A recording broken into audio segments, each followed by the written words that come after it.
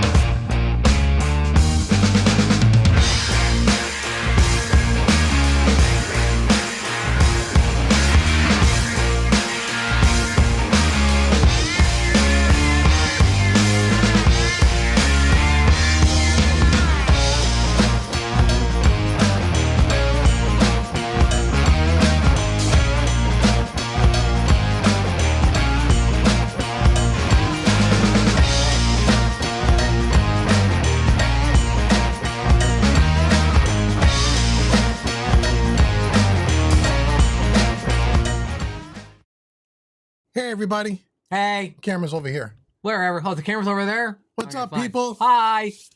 Thanks for coming. We have a special guest in the studio today. Your good buddy, my good buddy, David S.J. is back all the way from New York, doing a bunch of videos with me this morning. Yep. So we did a bunch of content videos, a bunch of gear demos that we'll talk to you guys about. And we're just here to talk shop. So whenever Dave's up here, we like to do a live stream because you guys never get a chance to talk to him live. So now you have a chance to talk to him live. So let us know that you can hear and see us okay. How does everything sound and look? Please let me know in the chat. That would be very helpful. Please. And then we will start chatting it up. So let me tell you what we're doing. So let's say hi to people that are in the chat so far. So we have Eagle Ray Rob. Hey, Eagle Ray Rob, what's going on? What's going on, Rob? Marel.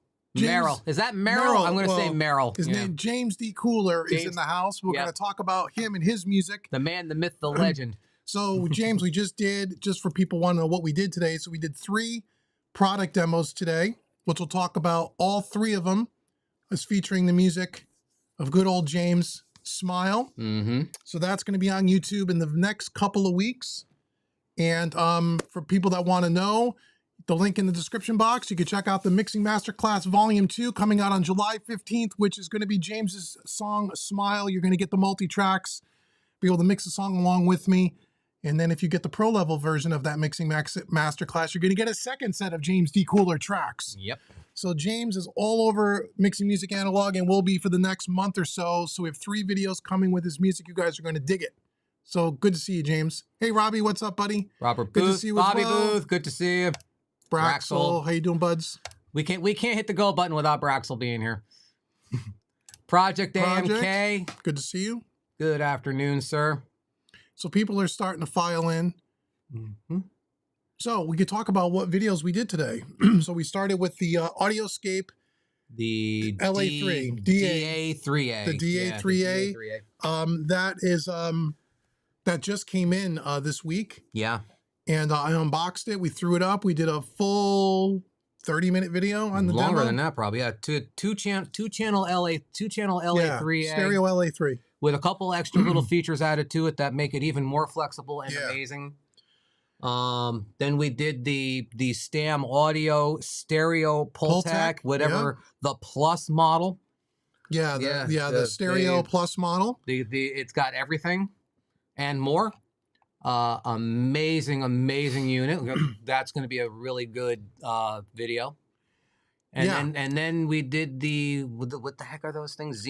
We did the Z&H Designs API 560 EQs. Yeah, which are really nice. Really nice too. Yeah. So we did 3 videos today. All those will come out in the next few weeks. Yep. Next week you guys will see you will see the Z&H Design unboxing extravaganza video that I did, where we did the unbox the 1178, the 560 EQs, the Sontec 250 EQ, both in the full rack version, which you can see right up there. See it right up there? Yeah. See the big white thing? Yeah.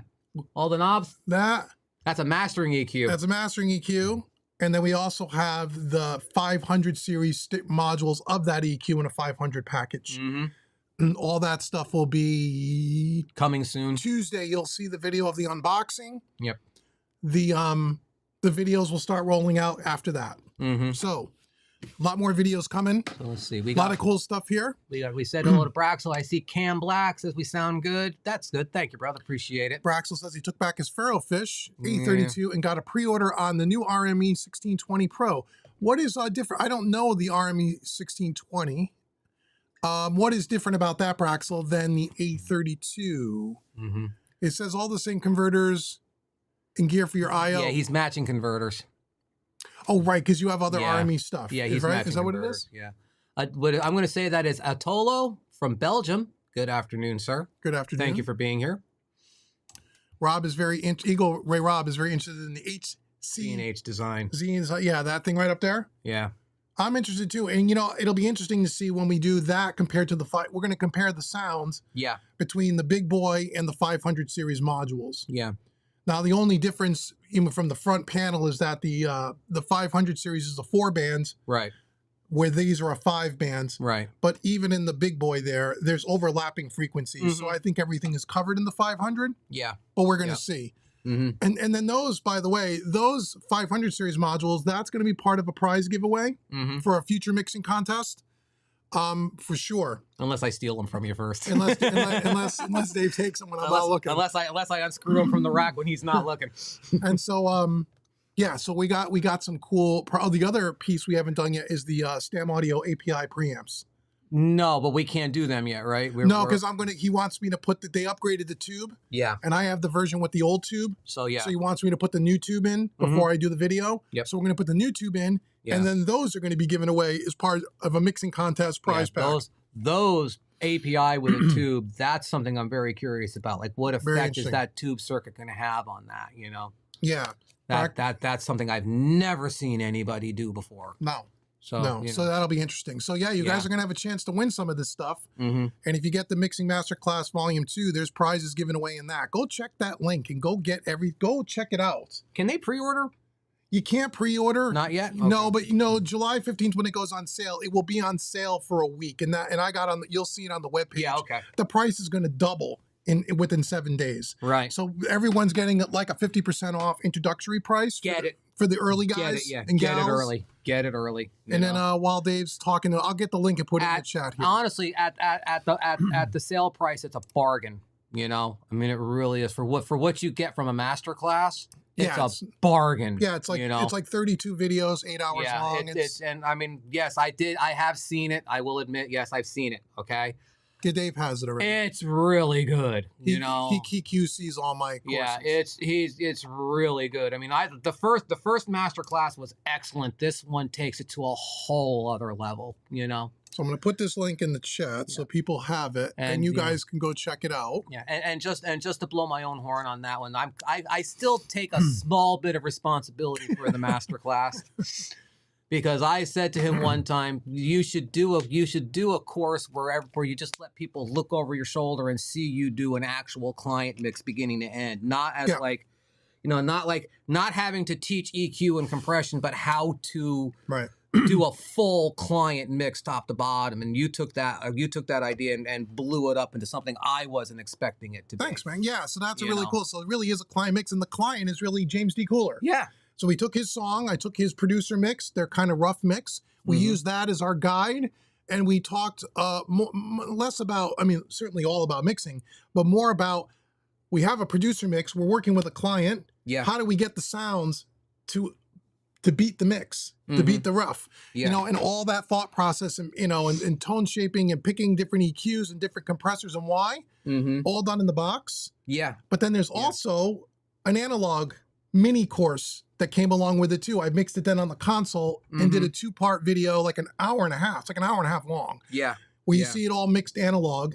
Yeah. And then you can compare the digital mix to the analog mix and the 2 different workflows and everything else. Yeah. So it's really cool. It's really good. And then there's a mixing contest where you guys can win a bunch of gear. So click the link in the description box. Go check it out. You can't buy it today. Yeah. But it's coming. And what I always like about that course too is that it's, like I said, it's not a how to EQ and compress course. It's an advanced class. It's an advanced class. It's a how to think about a mix, how to visualize, how to approach it, how to have a goal and achieve it. You know, I mean, it's much more of a process course than it is a mechanical course. I would agree. You know, and also, you know, staying true, being able to stay true to the producer and the artist. Yes, yeah. And what they like. And it's not your mix, it's their mix. It's not your record, it's their record. Yeah. So how do you mix and stay within their taste and stay within what they like, but still achieve a sonic thing that you're looking for? And how do you kind of marry the two? That's what the course is really all about. And it really does achieve it very well, you know. So cool. So go check that out, guys. Braxel says the new RME has 16 IO. Okay, cool. So it's a big one. And it's Maddie. Maddie and Milan. What's Milan? I don't know. I've never heard of Milan until today. So I'm not sure I understand exactly how Milan works. Yeah, I mean, there's Dante, Milan, AVB, Maddie. They're all just I think it's all just different interface protocols. So it's probably just sending lots of channels over. Yeah, something like that. I'd have to look into it. I can't speak knowledgeably about Milan, but I know like what Dante and stuff do is where you're sending a lot of signal through a small cable, you know? Right. So do me a favor, scroll back up a little bit. We missed something there I wanted to do. Which one? Project AMK got a Cranbourne ADAT 500. There you go. I didn't see it. What should I buy first to put in it? It's only for mixing. Well, oh, it's a 500 rack. Yeah, and it's the ADAT one. So, you know, the Cranbourne makes a really nice unit, you know, for that. Are you using any other hardware? I would assume this is your first thing. If this is first hardware, start thinking about master bus stuff, a master bus compressor, a master bus EQ, tape emulator, something like that. Probably a master bus compressor, maybe the SSL 500 series. Would be a great one to have. Be a great choice if you got the budget. I think that's about 1,200 or something. Yeah, they're like in that range still. I don't think that they never did put the price back up, so I think they're still in that range. And you can find them gently used for less if you look hard enough. For like $1,000. Yeah. Right. And like I would start definitely on master bus if you don't have anything like that set up. If you do have master bus set up, then start looking for character compressors. Yeah, and EQs. You know, start looking for character compressors and EQs, and start playing with that. Like, I mean, like the Black Lion Bluey is a really good character compressor. If you don't have, if you have a conventional 1176 style compressor, the Bluey is a nice addition to that. Yep. You know, and like the DBX 560s, those are good. Those are fantastic for not a lot of money. Those are good. So, you know, those are the kinds of things, if I was starting with a blank slate, that's kind of where I would be looking if it was me. Yeah, those are good. And or if you're just looking like the 542 Porticos by Neve, if you got a little more money, those are great on a master bus. If you've got the budget for them, a pair of those goes a long way. Yeah. So he's right. Build the master bus out first. Yep. And then back your way into the to the groups, or like you said, single channels or stereo things that you can use on a bus or something. Yeah, but that's how I would go. Thanks for your videos, because your channel, I understand signal flow and analog mixing consoles. Right on, man. That's what we were trying to do. Hey, we achieved that. That's what we were trying. We got one. Good. We did what we set out to do. We helped somebody. We satisfied the one person. There we go. We did it. So that's good. 3 years and however many thousands of dollars. We did our job. Yeah, right. How many thousands of dollars? You know. But yeah, no, I'm glad that and we're going to get more heavily into more process related stuff over here. We're going to get beyond, we're going to still do the gear demos and that stuff, but we're going to be adding more stuff to it and talk more about workflow, signal flow, routing capabilities. Turn it more into a process channel. Yeah. You know, kind of ideas. Like start talking more about philosophies and when you're working stuff like that, the thought process and working analog and how that's different from the box, and for people that are new to like project, and how to maximize what you have available, you know, as well too, because that's a big one too. It's like you have analog, if you're not applying it correctly, it's not doing the job for you, right? You know, so like that's another thing too. Is like you can't, and we say it all the time too, is hardware isn't going to make you a better mixer. Oh no, but it's going to make your mixes better. You know what I mean? So that's kind of like the way I've always come about it. So yeah, we're gonna do more of that stuff. So I'm glad that it's glad that it's helping, man. I'm glad that it's helping. Thank you so much. Yep. Let me scroll down here because I know we got ahead. So is a mic preamp, a compressor, and a stereo EQ a good start for you? Yes, it is actually. Yeah. I'm going to assume, Atolo, that you're recording as well as mixing, thus the mic pre's. So yes, a mic pre, a good mic pre, a good compressor, and a good stereo EQ is a good start. The stereo EQ, not as necessary, because we've kind of seen the difference between plugins and EQ hardware, not as wide as compressors and saturators and things like that. Yep. So yeah, but like a good mic pre, good compressor, definitely a place to start. You know? Yeah, I would think so. Yeah, I would say you know, especially like if you're like me, I mix through mic pre's. Okay, I have a pair of mic pre's on my master bus just for that purpose. You know, just to give it that. I refer to it as a stereo analog summing mixer. Yeah, you're running running signal through transformers. You're just running signal through transformers and wire, and it just makes it sound better. Yep. So you know, so that's where I started. Was a pair of stereo mic pre on the master bus. Yeah. You know. Yeah. So those are all. Yeah, that's fine a good choices to start. A good way to start. And then, okay, I want some excellent hardware units that are really well known for the analog vintage warm sound. Stick to name brands. Don't cheap out. Yeah, that's the one thing about hardware. Don't cheap when out. you first get in, it's tempting, and in some cases, it's a good move. where again you can buy you can get all the classic pieces made by different companies that make different variations of it. Some make absolute replicas. We have a lot of them here. We have a lot here. Yeah. Some of them are really good. Yep. Some of them are very affordable, very entry-level price point, which is great. And the temptation with people getting into hardware for the first time is to try to maximize the dollar and get the cheapest stuff that they can. So in other words, you have like a Pultec EQ. Yeah. So you're going to go buy the $299 and I've Pultec done EQ. I've done that. Yeah, and not all the time is that a wise choice. I've done that. I've done it a few times, and those pieces are not in my studio. You know. Yeah, they're good starters. You know, but I mean, it's a good way to learn. It's a good way to learn. But if you're serious about it, I would put the money towards a better unit. Right up front. You know, right up front. I mean, like the Lindell stuff, the Black Lion stuff is all relatively reasonably priced, but good quality. Yep. I mean, is it as good as?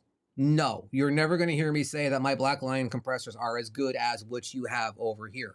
But it's good. It does a good job. It gives me the sound I want. And that's all that really matters. That's all that matters in the end, is that I'm happy with what's coming out of my studio, and I am. And there you go. So, you know. And there you go. Just make sure that it's not about quantity of pieces, it's about the quality of pieces. And if you're just starting off with hardware, and we were talking a few minutes ago about which is the first piece I should buy, and you should get a master bus compressor. You know, I would tell you to try to buy something, you know, again, try to stick with the name brands that you know, you buy API, you buy Neve, you buy SSL, you really can't go wrong. No, you won't go wrong. You can step down from that and buy Audioscape, Stam Audio. You're not going to really go wrong. No, you're not making a mistake. But doing that. I always tell people I hesitate to buy the cheapest stuff you can find because number one, they have no resale value. Correct. Number two, there's corners cut somewhere, and usually it's in the consistency of the quality. Yeah. Sometimes it could be hit or miss. Yeah, I mean, like you can open up the less expensive boxes and see the components that they put in there are not as heavy duty. Well, yeah. You know what I mean? Or just the way the whole unit is built. So like the potentiometer is doing the same job, but it's just not as heavy graded as something else. You know, like there are corners being cut. There has to be. You're getting the sound. Right. But you may not be getting the durability. Durability, long-lasting quality. Yeah. And then the thing with hardware, which is once people start getting into it, you don't when you first get into hardware, you don't know what you like until you try something. So there's a constant you're getting stuff, you're trying it out, you're flipping it to try to get some money to buy something else or to try something different. And again, when you buy the real entry-level pieces, you're going to lose 75-80% of the value trying to flip it on the used market. I can attest to that. Where if you buy a more expensive piece up front, doesn't have to be the most expensive, but a quality piece, a name brand piece, you're going to retain about 70% of the value. So if you bought the SSL G series bus compressor, if for some reason that wasn't your bag, you're going to be able to sell it in 5 minutes. Yeah. And you'd be able to sell it for... You'll get 80% or more of what you paid for it. Absolutely. Where if you buy brand X that makes something that's supposed to sound like that only costs $300 or $400 and you try to sell it, you won't even get $100. You're going to sell it on Reverb for $125 and you got to pay to ship the damn thing. Right. So that's all I would say is anything that you get, try to stick with stuff that's been around a long time. Yeah. You don't have to go buy vintage, but try to buy quality stuff where you can. That's what I tell people. Yeah. Because every time I've tried to cut every time I've tried to cut the corner, I've ended up selling the gear, taking a bath, and then go buying it again. Every single time. Yeah. That's just me. Okay, Braxel wants people to know that Sweetwater took really good care of them and taking back the Ferrofish in exchange for the new RME. Because it was over 30 days on the Ferrofish purchase. Ooh, that's interesting. Good. That's great. Apparently you spent a lot of money with them. Yeah, that's great because they don't have to do that. They probably got you flagged as a preferred customer. You know? So, no, Sweetwater's great. We buy all our stuff. Sweetwater's fantastic. You won't have customer service issues with Sweetwater. Yeah. So that's good to know. And that's the other thing. If you're going to buy gear, buy it from a place that is going to take care of you. Atalo says, can you guys help me, please, with figuring out the effects in the... Well, no, because I don't know the song. what's the name of sex on the acoustic guitar intro of California King Bed by Rihanna. How it was recorded. Oh, I would have no idea. I would have to sit down with the song for a week right now. I can't do that. Or you can Google it and someone will probably tell you where it was recorded, who recorded it. Yeah, they'll break it right down for you too, you know.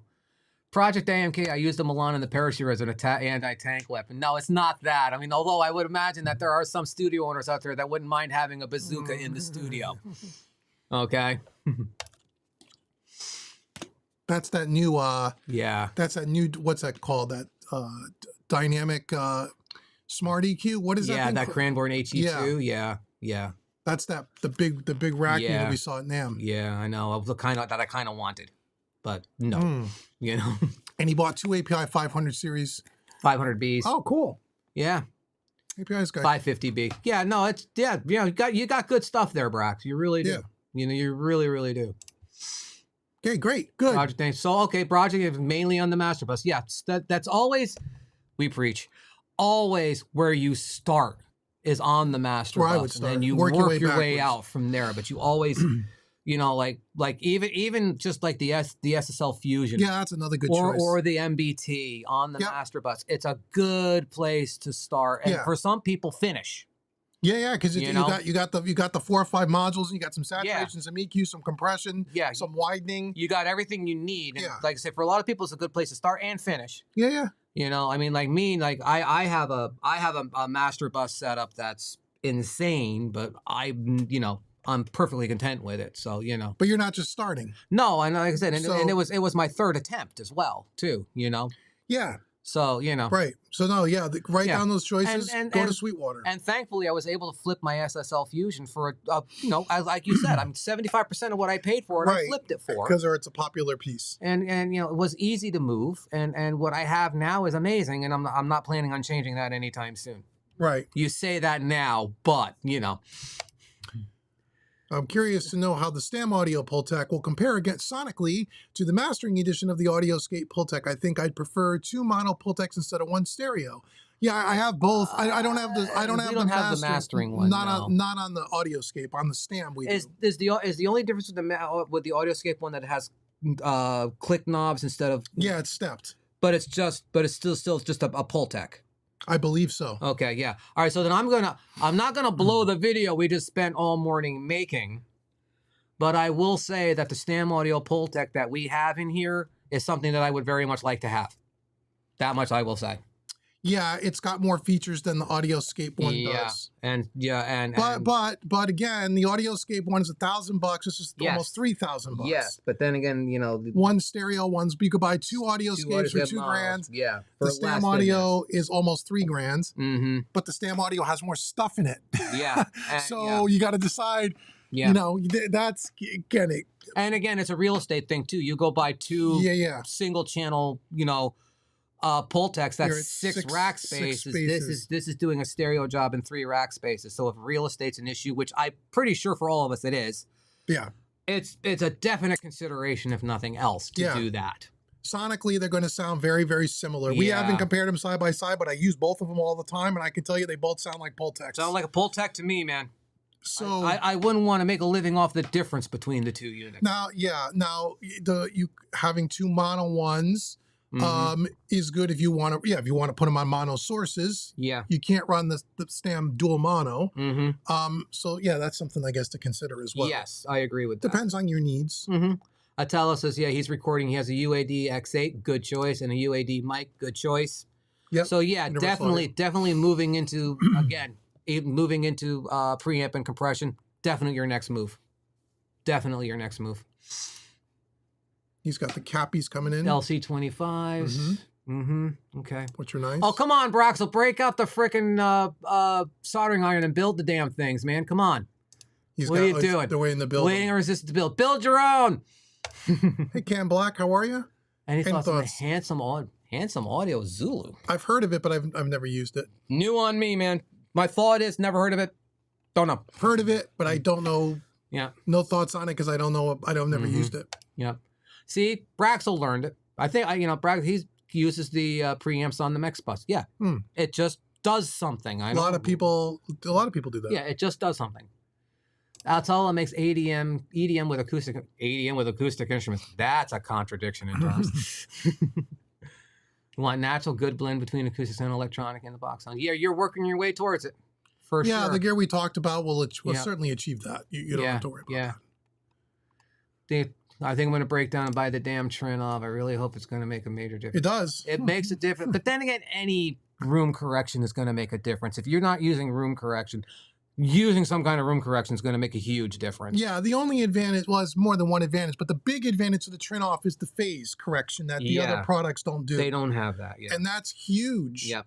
It's huge. That's massive. Yeah.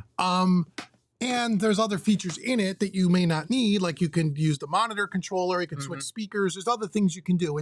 So the Trinnov now with the Nova is a monitor controller and a room correction all in one box, whereas the original Trinnovs were really just room correction. Yeah, they didn't do any monitor control or anything else. They did, but it wasn't like it is now. Done. Now you can do multiple speaker sets, you can switch back and forth, you could do multiple presets. You could do all sorts of things like that. You have full independent control over your mains and your sub, which is nice. Yes.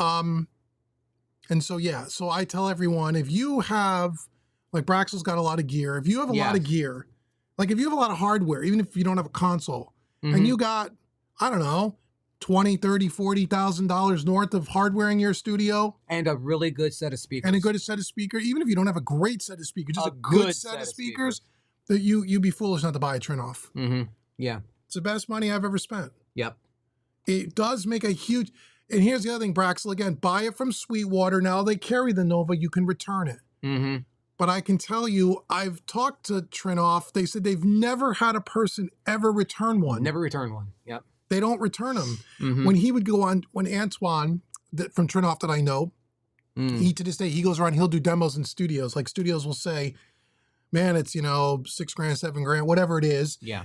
You got to come here. And Trinnov will go to your studio and set it up for you. Set it up and demo it for you in 10 minutes. I mean, if you saw me do the calibration, it's 3 minutes to do it. Yeah, it's a quickie. And he says, and it's not, they didn't buy it was a demo unit that he was supposed to leave with. And every single time he says, guys, here's my credit card. You're not taking that with you. Yeah. So now when Antoine goes out to play, he says, now I got 3 of them in my trunk. Because every time I ever walked into a studio, no one wanted me to leave with it. Yeah. As soon as they heard it, they went, where do I sign? Yeah, you're not going away. So go buy it at Sweetwater, because you can always, finance it. They got like 36 months, no interest if you want. Yep. And if for some stupid reason you don't think it's worth the money, you can return it to Sweetwater, as you know. I'm telling you, Braxel, you will not return it once you hear it. You will not return it. As a producer, I know I can never reach the level of a mixing engineer, so I'll hire a mixing engineer. Well, yeah. Okay. That's what we do. We're around. Let me know. Eagle Ray Rob. I just purchased an API 3122 V2 channel mic preamp.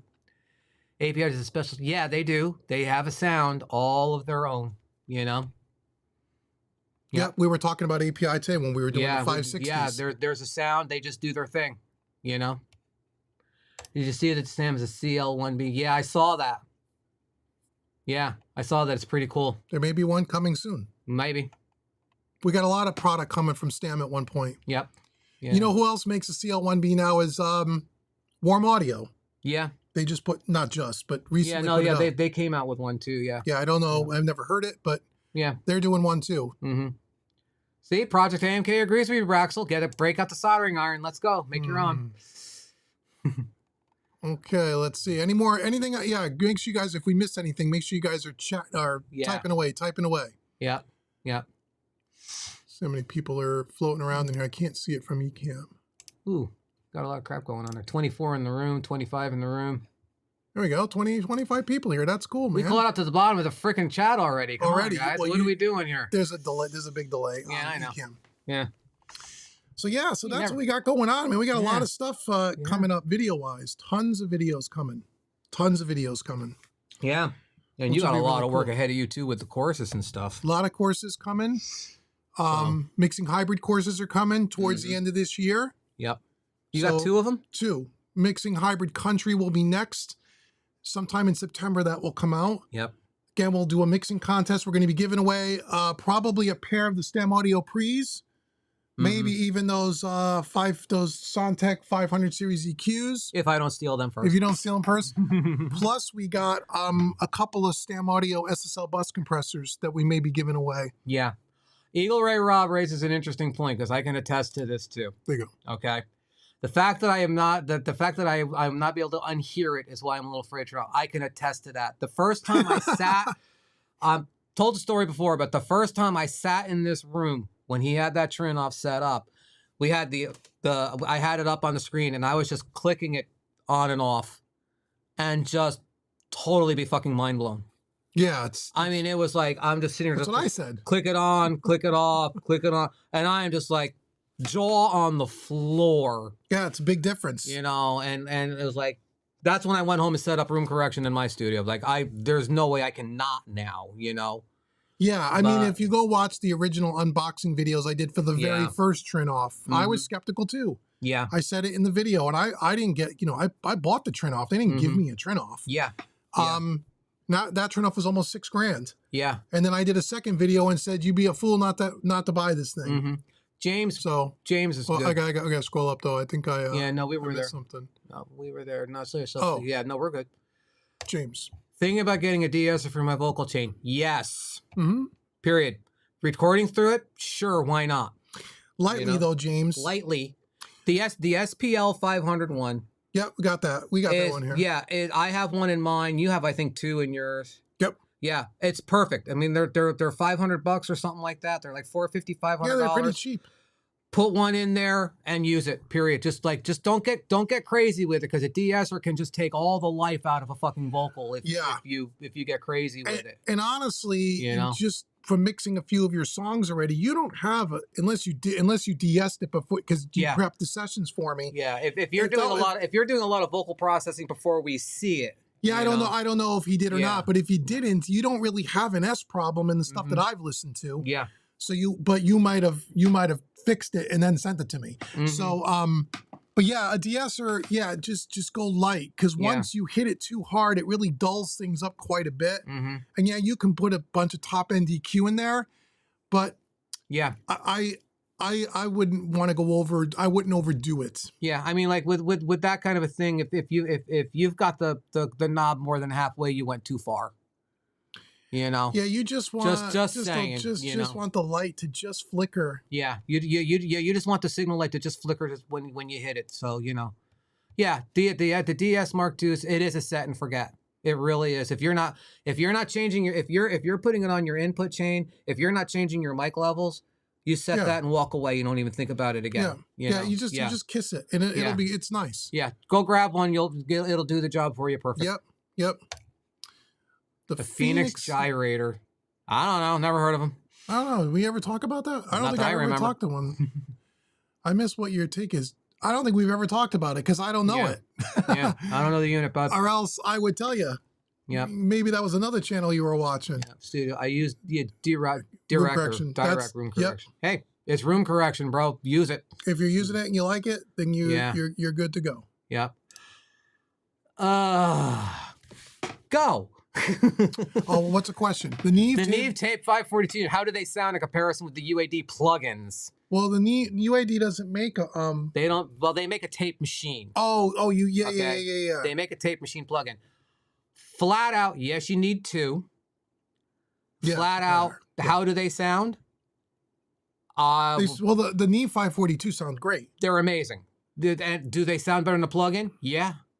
Quite a bit. Because they have the silk circuit in there, the saturation circuit, which the plugin really doesn't have. Correct, yep. So it's not really a fair comparison. Plus they have a ridiculous amount of headroom. Yeah.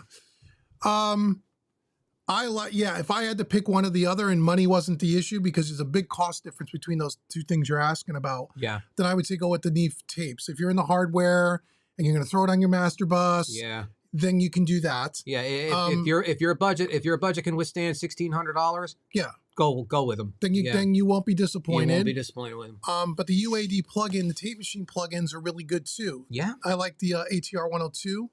Is awesome. Awesome plugin. And sometimes I use both. Sometimes I use the 542s, and then I even will tickle it on the box with a plugin. Yeah, because the 542s don't really compress as hard as the plugins do. No, and they're just tonally, they just sound different. Yeah. So depending on the track, sometimes I'll use the tape machine plugin as well. Yeah. Yep. But the 542s are great if you're okay with the budget side of it. Yeah, I was with mine. You know. Do you trust your mixes to work everywhere with the Trinnov? Do you trust your mixes to work everywhere with the Trinnov? Sounding good in the Well, like I said, Braxel, there's a video on the channel. I forget, it was a subscriber Q&A video I did where it was all dedicated to this question, where one of the first client that I sent a mix to after I did a few practice mixes with the Trinnov, and he sent me an email, and I put the email on the screen, and I read it to you. Go watch that video. Yeah. That's all you need to know about the Trinnov, and that's what sold me on it. Well, yeah, that guy was over the moon ecstatic. Yeah, he said, paraphrasing, he said he before he wrote me his email, was the first mix, no changes. Yep. Before he wrote me the email, he said he listened to it in 9 different playback systems, and then he goes to the email and he describes all the playback systems that he listened to it on. Yeah. He said everything translated perfectly. That was the first client mix I did with a Trinnov. Yeah. That was it for me. Yep. Not going back. Yeah. So the answer to your question is absolutely. All you got to do is listen to one. Yeah. And you're not going to return it. You're just not. Yeah. I know, I'm telling you. It's one of those few pieces of gear or plugins or anything that people say it's a game changer. That to me was probably the only piece of gear I ever bought, except for maybe the console. I would have to agree with that. That said to me, that was really a game changer for me. I would have to agree with that just because simply of the first conversation we had after you got it. It was like, holy shit, you gotta try something like this. It was like, oh my God, you're like, holy shit, dude, you're not gonna believe this. You know? Yeah, so it was definitely, and you're never that effusive about something. No, and again, I bought mine. I've done some work for Trinnov since, but I bought my Trinnov. So they're not paying me to say anything. They didn't give it to me. I bought it. And it was the same thing as like when you told me what you bought and how much paper. I'm like, you what? That's what everybody said. Yeah, it's like, you what? And then it's like and once I saw your face, it's like, okay, it was money well spent. Money well spent, because if you're mixing, well, again, it depends on if you're doing this as a hobby.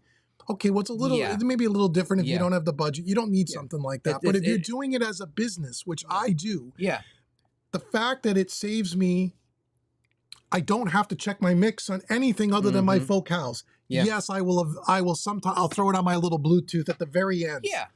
But you're not mixing through 5 different sets of speakers. I'm not running to the car. I'm not throwing headphones on. I don't need to do that anymore. Yeah. That time savings, plus it cuts down on the amount of revisions. That alone, over the course of 6 months with all the projects I do, paid for itself. Without a doubt. Yeah, it was paid for. Without a doubt. So, go watch that video, Braxel, because I actually put the email on the screen so you could see it's not bullshit. Yeah. It's an actual email, and I read it to you. You trust me, you will not. Yeah. You will not regret buying a Trinnov. You're welcome, James. You're welcome, James. You will not regret buying a Trinnov, man. Really open. Yeah, Braxel's been hammering the Super Silk 500 thing for 6 months, a year now. What's that? I'm really hoping that Rupert Neve comes out with something where you can stack the silk circuits, where they put the Super Silk circuit in it. Yeah, you could do that in the Master Bus Transformer. Yeah, but he wants it in a 500 unit. Oh.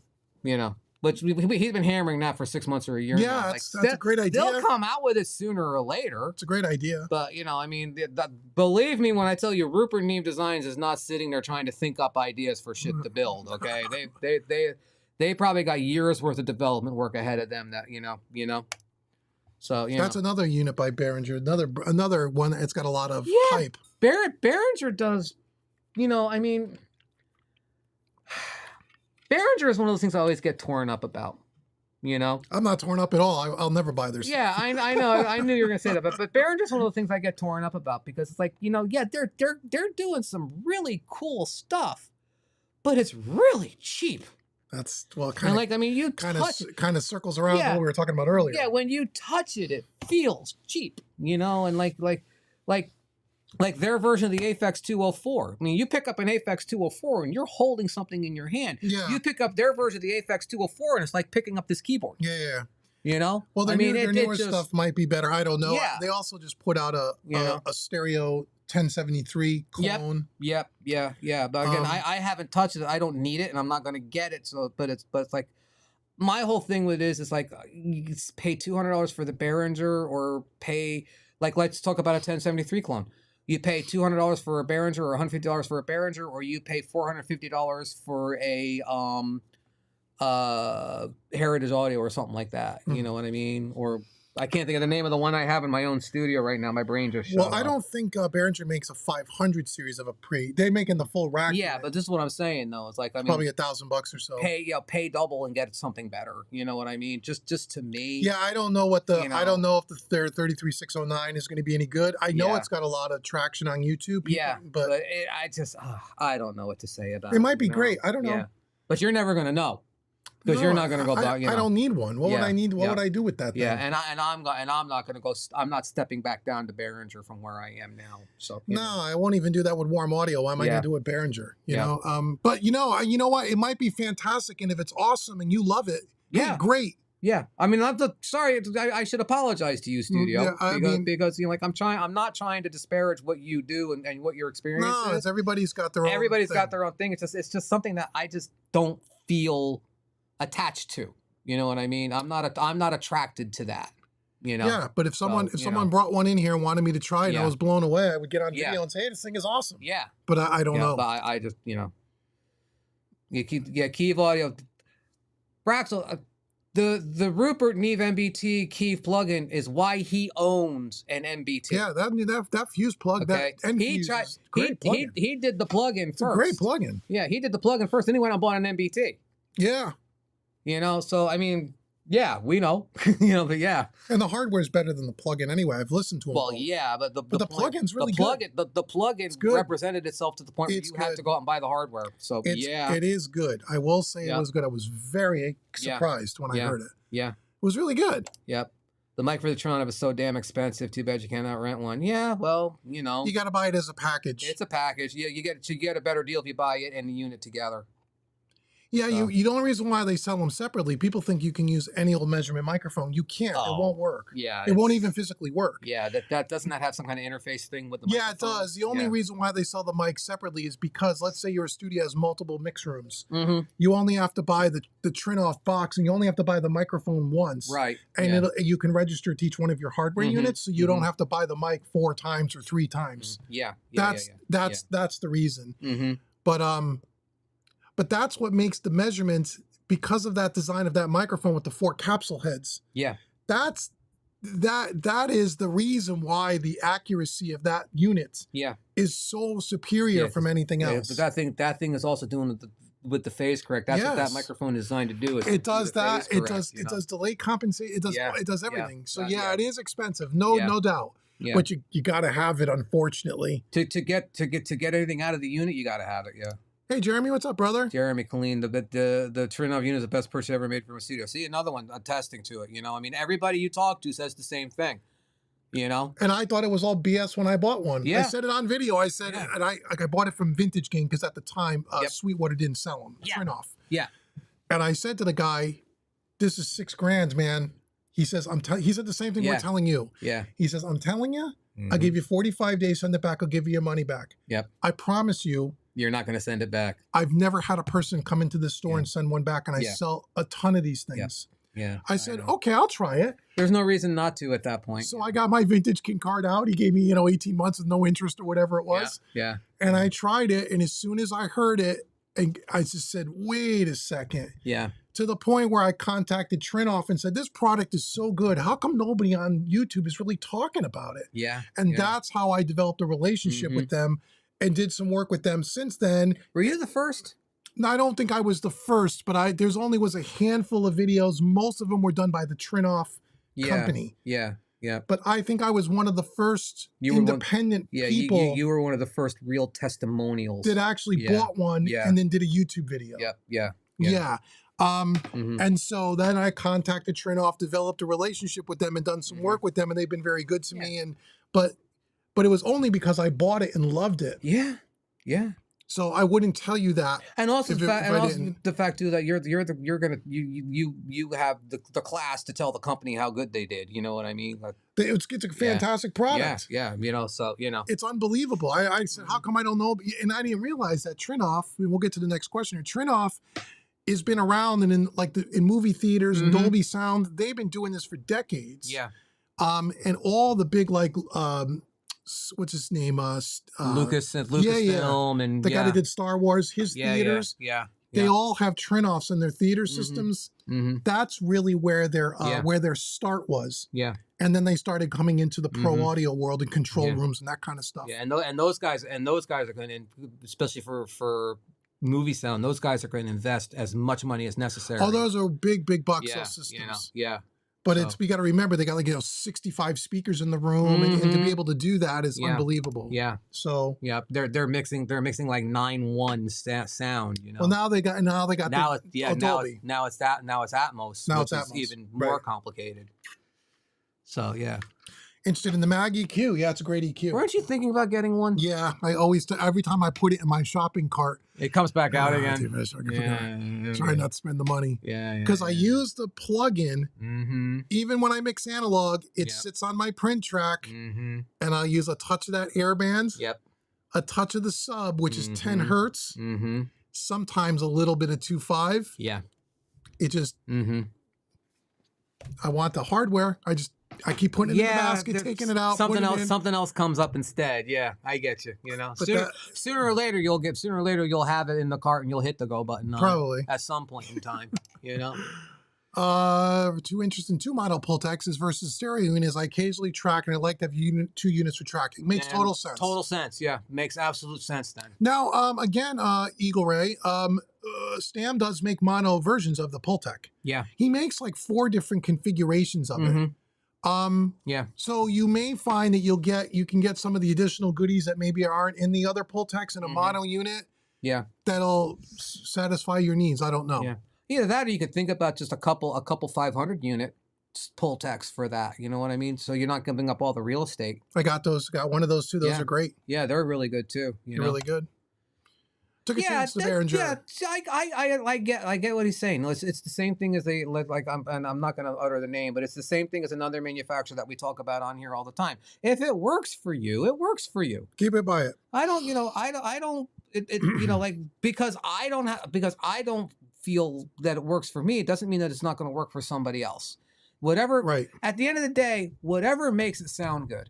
Yeah. That's at the end of the day. If it makes it sound good, it doesn't matter. My opinion doesn't mean shit if you're getting good results with it. You know what I mean? Well, that's like when people ask about it, I say, well, I don't know. I haven't tried it. Yeah. It could be great. Yeah, exactly. You know? I don't know. And if I had a reason to try it out and buy one, or if like I was in the market for it, I would probably give it a chance. Yeah.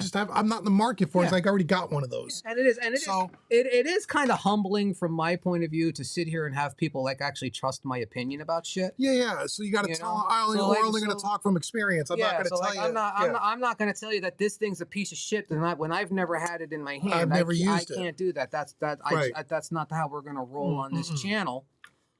You know, but again, if you bought it from somewhere like Sweetwater or wherever, Vintage King or wherever you buy your stuff, you just return it if you don't like it. Yeah, you know, so just return it. Yeah. Hey, Jonathan. Hey, guys, just wanted to say upgraded to the Antelope Audio Discrete 8 Pro Synergy Core. That's a mouthful. AFX282 DAW. Damn. Up and running, but Studio 1.5 does not recognize the plugins. $38 a month, great deal. Studio 1.5 not recognizing the plugins. Okay, make sure. I think maybe upgrading Studio 1 might. No. Make sure if you're running. I think you're probably running. Are you running Mac? I would assume you are. But if you make sure you are running Rosetta. Yeah. Because if you're not, you could have a problem with that. Yeah, the Antelope plugins are a little bit. Yeah, they're not up to the latest level, right? So I don't think so. Yeah. So just double check that. Yeah. See, James says there's a guy on YouTube testing 369 has the files available to download. I hate to say 369 has more body than the 36. It could. It could. Again, you know, I mean, if it sounds good, the UAD. He's talking about the plugin. Okay. Well, he's not talking about a real 33609. Here we go back with that. Anytime we compare a plugin to hardware, no matter what the hardware is, there's always a quantifiable difference. And the compressors always has been. Especially with the compressors, because with a compressor, the plugins are always just more radical anyway. Like you can push a hardware compressor a lot harder than you can push a plugin. Oh yeah, we demonstrate. Well, you haven't seen it yet, but we demonstrated. But that we've demonstrated it. We've demonstrated it before too. You know, right, and right. So yeah, okay. So like, but if James, if you're comparing a plug-in to a piece of hardware, the hardware, no matter what level, is almost always going to win. It's almost always going to win. Okay? Yeah. Now maybe the question that, and there's some guys that have probably already done it, but the question is, does that 369 by Behringer, how does that compare to a real Neve 33609? Or even one like a Stam Audio recreation of it. You know what I mean? That I don't know. If somebody would let us borrow one, because I'm not going to go out and buy one. No, I'm not going to buy one either. But if somebody would let us borrow one, we'll do a side-by-side with the Stam Audio and let you know. But I mean, other than that, because I'm certainly not going to go out and buy one just for that test. Yeah, but for the plug-in, it could just sound like it has more body than the plug-in. My guess is it probably does. Good. Yeah, because but there's always the headroom thing. Hardware has more headroom than plugins. End of story. End of story. So the mag is very awesome. I use it all the time. I also have the Good Hertz tube. Yeah. I don't know. Good Hertz. I've heard of the Good Hertz tube. I've got all kinds of crap. I've never tried it. I've heard good things about it, but I don't have any experience with it. You have Lindell Audio, don't you? I have a couple Lindell audio pieces. I like them very much. I'm not sure what the Lintech is, or is that I think is one of their Pultec things. I have the Lindell Pultec PEQ1A 2-space solid state Pultec. Oh, how's that? And it's good. Is it as good as one of those? Hell no. Okay. Well, it's good. PC board. Yeah. Okay. Yeah, it's good. You can't push it as hard as you can push one of those things, especially on the high end, because the high end will get a little harsh with it. But if you're looking for a Pultec-y thing, it'll give you a good approximation of it. Cool. In 2-space 500. That's cool. So yeah.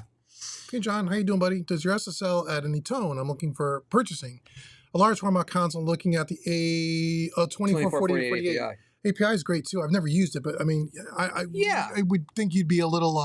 Nobody would be disappointed with an API console. Yeah. Well, the question is, does it add any tone? Of course. Of course it does. Of course it does. Yes, it does. I mean, it's the biggest part of the sound in this room is this console. I mean, every console has its own signature sound. That's why there is a Neve sound and an API sound and a Trident sound. And yes, does the SSL has a sound, and you know what it sounds like? It sounds like a freaking SSL. Yeah. So it doesn't sound like an API. Yeah. Doesn't sound like a Neve. Yeah. So like if you're looking for what the SSL gives you, which is a pretty good across the board. Well, the SSL is really built for mixing. Yeah, you could track on it, but it really is. It's more of a mixing console. It's an inline. Yeah, it's really built for mixing. Yeah. Is really where it shines. Yeah. API you can do as well, but it's. I think the API consoles are probably geared a little bit more towards the tracking side. Yeah, and also the API has that mid-push API sound. So if you're looking for the mid-push API sound, you get an API console. If you're looking for that nice Neve sparkly scoop sound, you go get a Neve. You know because the preamps are going to have this doesn't have transformers in it. So I mean, all consoles are going to add a sonic footprint to it, just depending on what you're looking for. Yeah. And the biggest thing is, for me, our biggest thing for any console, I think, especially when you're going to get to the mixing side, is how many faders and inputs do you need? Right, regardless of which one. Yeah, and when you're mixing, the more faders you can have in front of you, the better off you are. Because that's going to dictate how much in the box you got to do, how much comping you got to do, how much you can write out to the console. I mean, so a lot of that has. You probably want to think about that side of it. What are your needs going to be? Tracking, mixing, tracking or mixing, tracking and mixing. What do you think if you're going to do any mixing, what do you think your fader count needs to be? And I would look at some of those criteria first and then back into what's available. And all these companies make consoles that are large enough to satisfy whatever you want. So then it just comes down to how much do you have to spend. Yeah, you set your budget. You try to maximize what you can get for that budget as far as I/O and features. And then the sound is. I don't want to say the sound is secondary, but you can make an API sound good. You can make an SSL sound good. You don't have to make it sound good. You just run signal through it. You can make a Neve sound good. Yeah, of course. We come back to the first time. We come back to the first time we turned this thing on. Yeah, we didn't do anything to it. It sounded good. Yeah, the first time we turned this freaking thing on, we threw the faders and looked at each other and went, "Holy shit!" We said, now we know what everybody's talking about. Yeah, now I get it. Right. You know, so yeah. I mean, just a console is gonna it's good. No matter what you do, you're going to sound better. It's going to sound good. And really, and really the other thing to think about, John, is really, yes, sound, okay, cool, but really it's about the workflow. That's the big thing. Don't just buy it because you think that it's the sound that you're really buying. Buy it for the workflow. Make sure you have enough because you want to. It's because you can always buy a bunch of hardware and still work in the box and work hybrid without a console. Yeah. And still get all the tone and all the analog and all the stuff that you want to get. This is really more of a workflow thing. Yeah, and tactile. Tactile, fast, real fast to mix on. And then certainly adds a sound. Yep. But the API stuff's great. Yeah. It's great. I know he's not here yet. At least I haven't seen him yet. Zona recording. Yeah, is he an API guy? Big API guy. Yeah. And he could talk to you all about API. Yeah, he'll go nuts on you. Yeah, I know that I've seen that headphone mixer in every studio in the world because they're doing something at a reasonable price that, there's not a lot of other things out there available either, you know? I mean, there's other ones out there, but the Behringer's a unit that you see in a lot of studios for the headphone mixes, Never used it. I'm sure it's great. That's fine. It does the job, E-Logic 718, hello. Nice to see you. Good to see you. All right. Hey, gentlemen. Hope you're doing well. Dave, what's your thoughts on the Stam audio gear that you have? Sorry for coming in late. You go first. You go first. Well, he only heard the first one today. I will say this much. I want it all. I'm going to go to the website and buy every fucking piece. Okay. Well, there you go. That's the end of that. Overall, build quality is second to none. When David opened the top of that thing up and you got to look inside that thing, go watch the unboxing. I'm looking at it from the point of view of somebody that does some electronic building and stuff like that, and like the thought process that went into designing that unit and the care that went into every single connection in that unit. Oh, it's like a work of art. It's unbeatable. It's a work of art. I mean, like every cable run was trimmed to just the right length. It's really good. The quality of the build, the craftsmanship's unbelievable. That Pultec care that went into that thing. It's built like a tank. I mean, it's military grade, heavy duty. You can wrench on stuff. Great. Yeah, just amazing. Like. Sound quality is really good. We didn't mention in the video because I didn't want to say anything negative about it. But the only issue that you're going to have with Stam is getting the stuff to your house. Oh, the lead time. Yeah, we've talked about that before. It's been mentioned a million times online. Yep. Is it worth the wait? Yeah, it's worth the wait. Yeah, just realize that if you buy something, if they're not in production, like if you buy a Pultec and he's not running Pultecs at that time in the factory, it's going to be a long time. You could wait 3 months, 4 months, 6 months. I mean, depends on a lot of factors. Yeah. If you're okay with that, and as long as you know that before you put your money down, then you're cool. Yeah. If you're looking for like, okay, I want a Pultec and he's not making them right now, I want one tomorrow. Yeah. Stam is not gonna get you one that quickly. Yeah. If you need immediate satisfaction, Stam's not the way to go. Unless you just happen to be building unless you hit it right at the right time. You may have a couple of pieces here and there in stock. Yeah. But he's told me he's tried to stock things, but they don't. Doesn't stay around long enough. It's just like Audioscape. They tried to put stuff in stock, and as soon as it hits the shelves, they're gone. Yeah, it's gone. So Stam is still a smaller manufacturer, so they're limited to the amount of pieces that they can make. Plus the fact they're in Chile. And they make them one at a time, just like the other companies do. And plus the fact that they're in Chile. So even like to get them in and out of the country, to get the parts into the country and get the stuff out of the country. When you buy a unit, though, I'll tell you, he shipped me by Pultec. I had it in 3 days. Who carried it? Was it UPS or Federal FedEx? Express? It was FedEx? Okay. I can't get to a package to California in 3 days. I can get one from across the world. You can't mail a freaking postcard in 3 days. So once it ships, it's okay. It's just a matter of getting it on. It's just getting it on the truck. Yeah. So like I said, I tend to cut him a lot more slack because of the geography of the thing. Yeah, and I know Josh, the owner, and I have talked. He is very acutely aware of people sometimes frustrated with the lead times, and he is trying to expand and hire people to combat that. But he told me, and I'm glad he said it this way, was like, look, I'm not just hiring any Tom, Dick, or Harry that can use a solder iron. Yeah, there's a lot of training that has to go into this. They have to be built right. They got to be craftsmen. And so he's very much of, look, I'm not one of these companies that are mass produced overseas, where where I can sell them in Sweetwater because I can send you 5,000 of them. Yeah, yeah. I'm not one of those guys. Yeah. I'm a build it right, build it with the right components, and it's done when it's done. Yeah. But he's aware of trying to increase his capacity and his throughput. Yeah. And he's working on that. You know, the funny thing with it is if he increases his capacity and throughput, it's going to take just as long to get to stuff because it's just going to sell that much faster.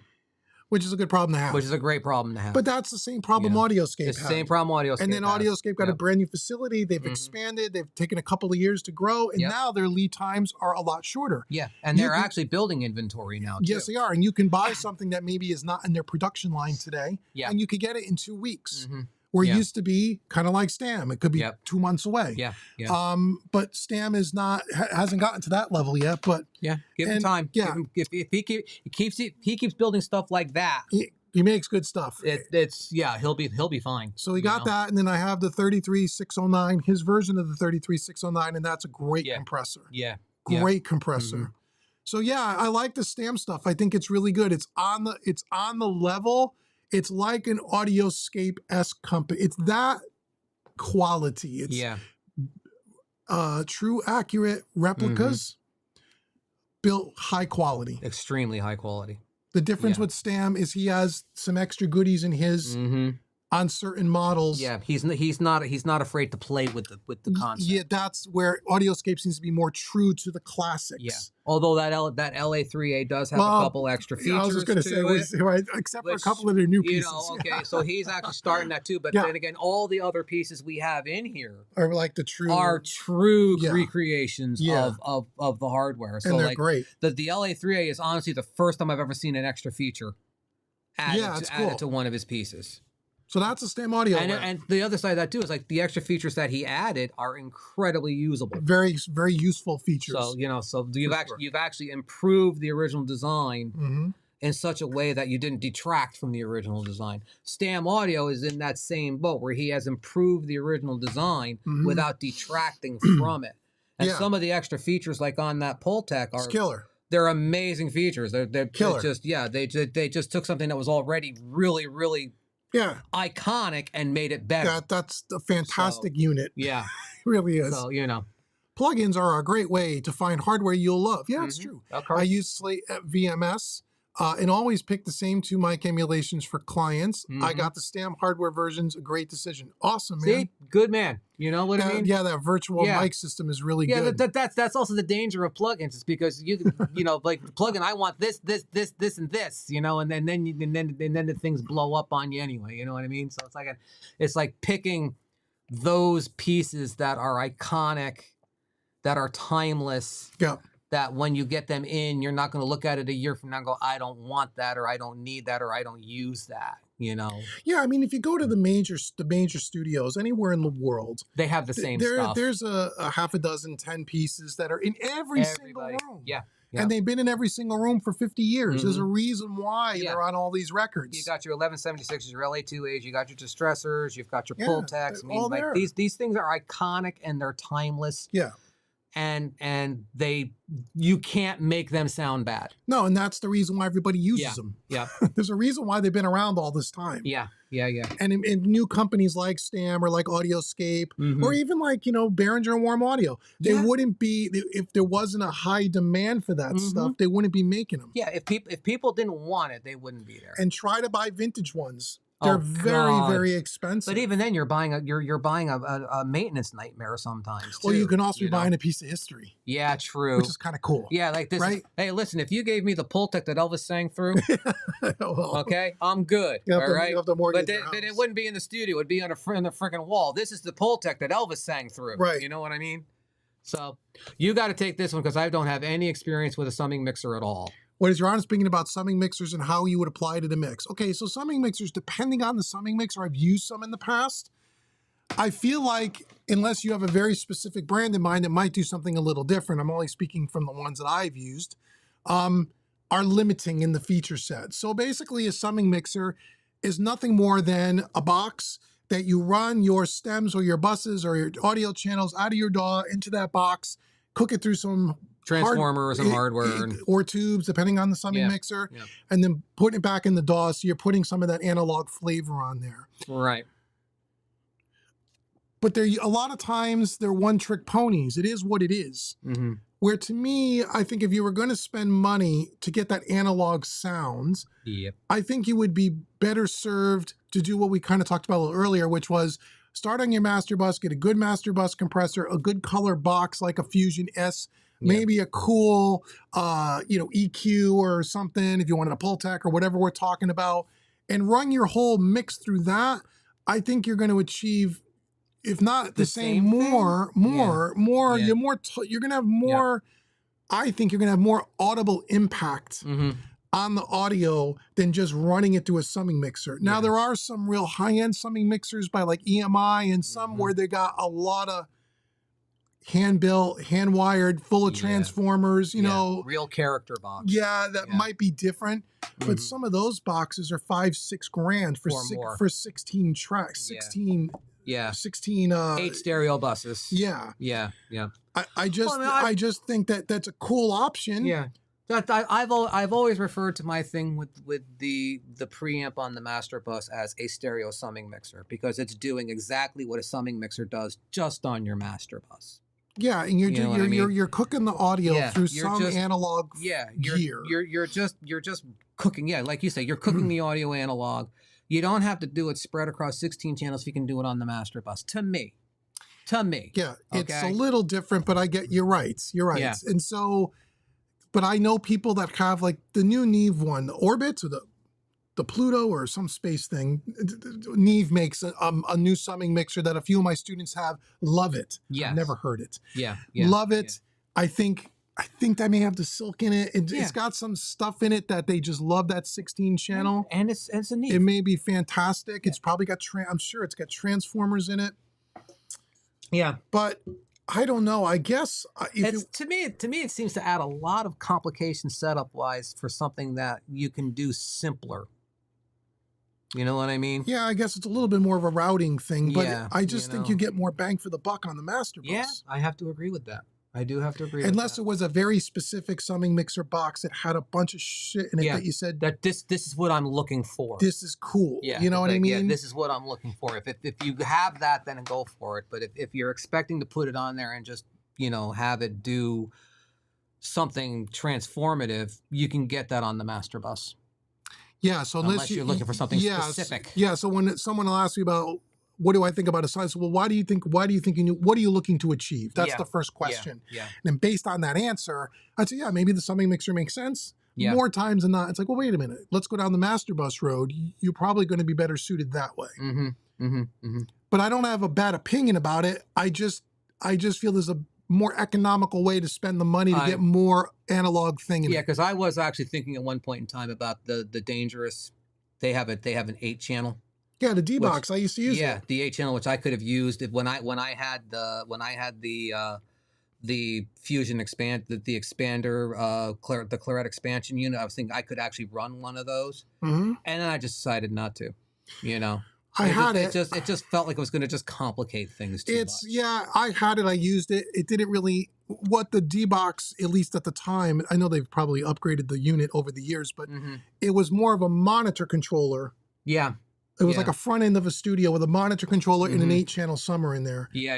I used it more for the summer, and to me, it was like, okay, it did something, okay. And I got rid of it, and I don't know what I did after that. Yeah, and then you went straight master bus, and it was fine anyway. So yeah. Okay, well, Studio said he lives in Europe. He would send it. Well, I appreciate that, Studio. I mean, I really do. If somebody in the United States wants to send me a frickin' Behringer unit to test, I'll take it. You're a PreSonus Quantum user and love your videos on the Quantum 4848. Thank you. Yeah, cool. Heard you recently replaced them. Yep. We did enough of those videos. I'm considering adding a 4848 or DP88 to my Quantum to get 26x32 for more I/O. First thing, good luck finding one. They're not easy to find. Okay. They're almost impossible to find.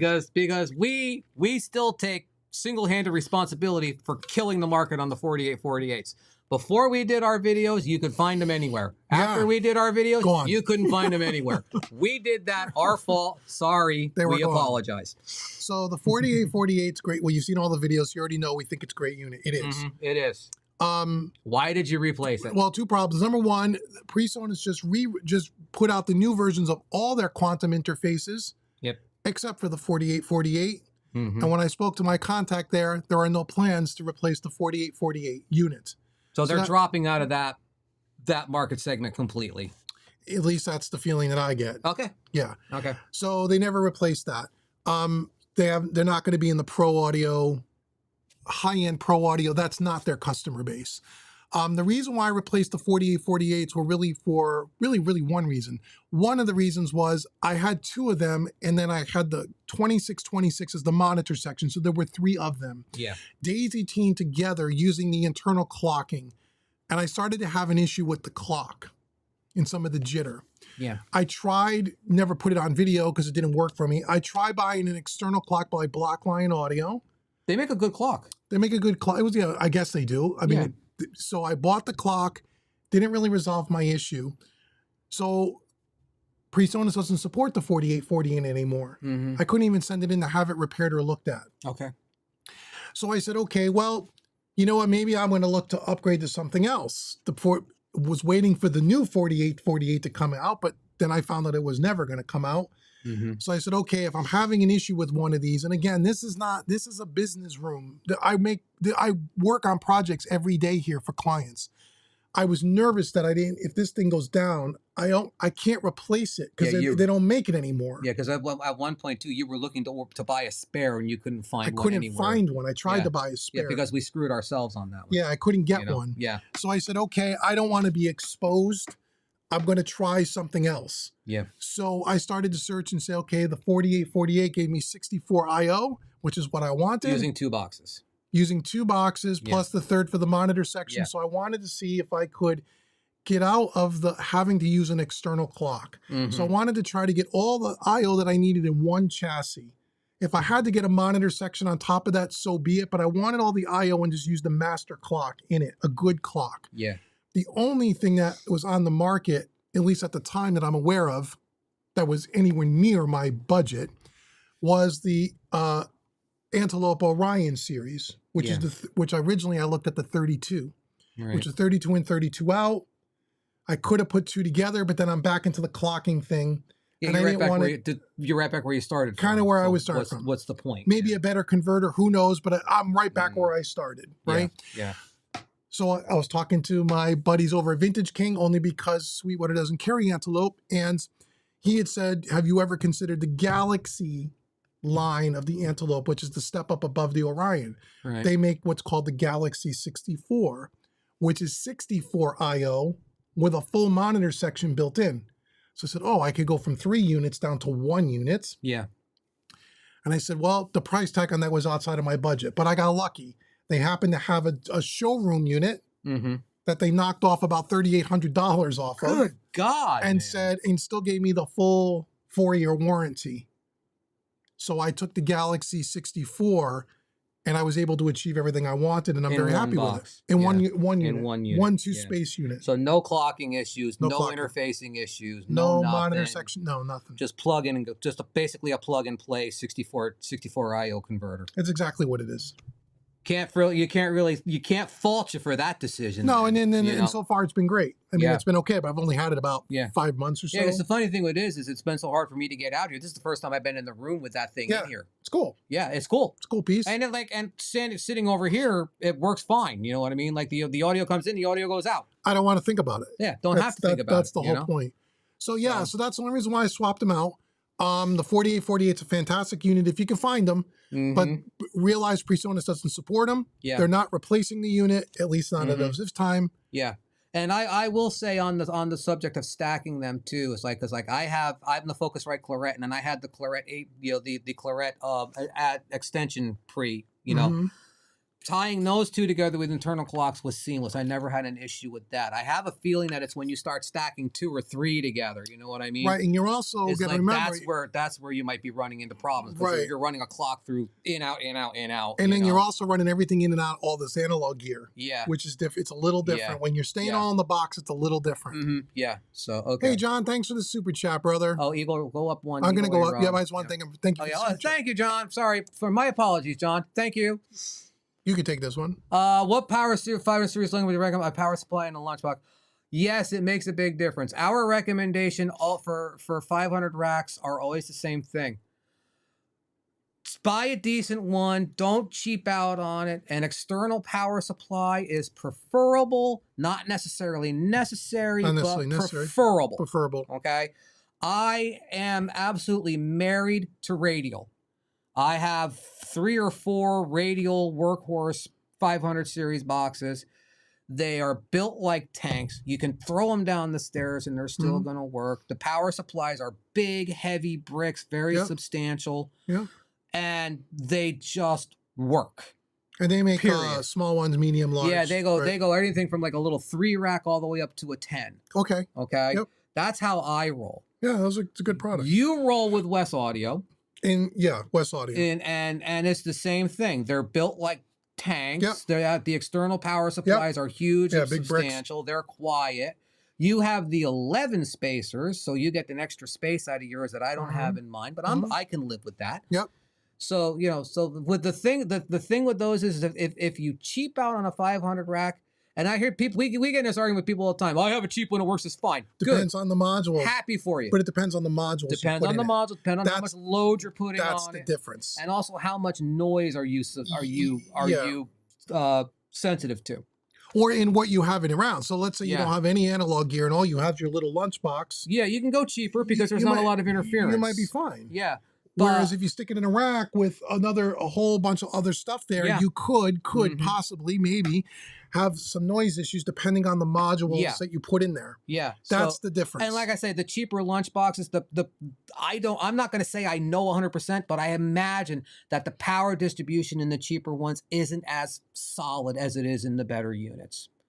I would, I would think you're right. If you're running 10, because like my master bus is 10 modules running at the same time, that's a hell of a power load on that thing. Right. Okay. So it depends on what you're running in them. So like I say, I mean, these are all the things to take into consideration. But which ones do we recommend? All of the upper end ones are great. Like the West Audio radio. I've used the Rupert Neve stuff; is really good. The API boxes are amazing, and those are a little more affordable. Yeah, I've never used the API myself. The Cranborn stuff with all the extra ADAT, whatever the hell is going on in them things, they're really cool, but they're really expensive. Someone here tonight said they had one. Yes, but I've never used those. I've never used it. I don't have any experience with it. All I'm saying is with 500 rack, with 500 chassis don't cheap out. External power supply would be preferred. And then rock and roll. And we got the Z&H one up there that we haven't tested yet. Now that has an internal power supply. Yeah. It'll be interesting to see. That is an 8 space though, so there is a big hole on the right for that power supply to live in. Yeah, right. So we'll have to see. And we'll let you know when we get to the videos about how does that compare to the other racks. Do we hear any difference? Do we hear any noise difference? I will say this much: picking that thing up is substantial. That thing's a handful. And we got a whole bunch of different types of modules we could swap in and out of it just to see how it reacts. Yeah. I don't know what that one's going to cost street price. I'd have to look it up, but my guess is it'll be between $700 and $800. From the quality level of the stuff I've seen today, I would imagine that it's not going to be cheap. It's not going to be cheap, but it's also going to do the job. So I'm down with that. Track on AMX and else, dude. That's only been said for the last 40 years, and that's just one workflow. Yeah, but it's a proven workflow. Of course, that that thousands of hit records have been made on. Yeah, but the hit record has nothing to do with the console. It has to do with the engineer and the musicianship. Damn straight. In the song. Damn straight. But that is a very popular combination. Yes. And for sure. It's a proven adage. API and Neve have those transformers that tend to be a little darker than SSL. Okay, fine. Warmer. I would definitely say warmer, not darker. Darker is a negative connotation. Yeah, it's to some people, but he means warmer, fatter. Yeah. Which again could be great. And what's great about some of the other consoles aside from SSL is SSL, when you buy it, it's like, well, I don't have a choice. It is what it is. Yeah. Where like in some of the APIs, especially the newer ones, they got the 500 rack up top. So you can decide, okay, I want to put, a bucket of APIs with the transformers, preamps. I mean, then I want to put a few Neves. I want to put a few SSLs. You can customize it. Yeah. Where in a console like this, you don't get that. This is what it is. You either like it what it is, or you don't. But the thing, like, so when you buy an SSL, you know what you're getting too. Yeah, right. You know, like, I'm saying you have a little more flexibility in some of the, like the APIs and even some of the new Neves. You can, they have adaptability to them. You can build them out. This doesn't have. But then again, too, price considerations, you know, and so forth, it always will come down to budget and price. Yes, in it the will. end. Yes, it will. Because you're not going to find. Yeah. You buy SSL, Neve, API, Trident, Audience, and probably all these other boutique consoles we saw. Yeah, the ones we saw in NAMM, dude. Some of those things were freaking amazing. Amazing. Looking, you know? Every one of those, any studio owner would be lucky to have. It'll sound amazing. My whole thing with this is like, if you can't make a mix sound good on one of these, well, it's not. It's not the gear. You need to go learn how to mix. It's not the gear. It's the guy turning the knobs at the end of the day. But at the end of the day, it'll all come down to feature set in the console. Yeah. And how much your budget. Yeah. It's always going to come down to that. Yep. Always, always, always. And if the less money you spend in the console world, 50 grand-ish, you're going to get less features, less bells and whistles, less niceties than you will on something that's 200,000. But again, too, for this particular board, for what it is, that price range, you won't find better.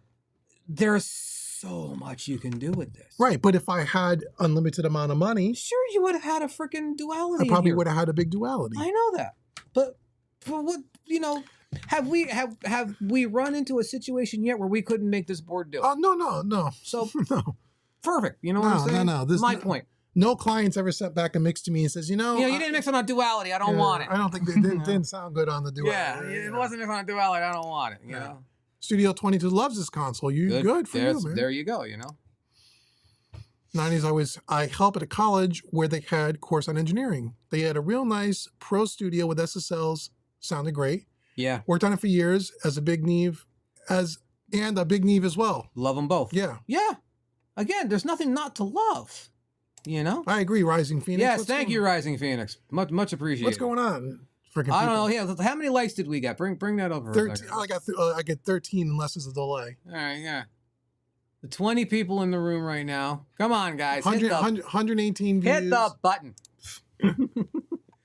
All right, let's see. It seems lately many companies are remaking all this vintage gear. Yeah, we that's how we're making our living right now, pal. Right. It's been there, but really ramping up with all the companies jumping in on it. Yeah, and eventually there's going to be a market saturation.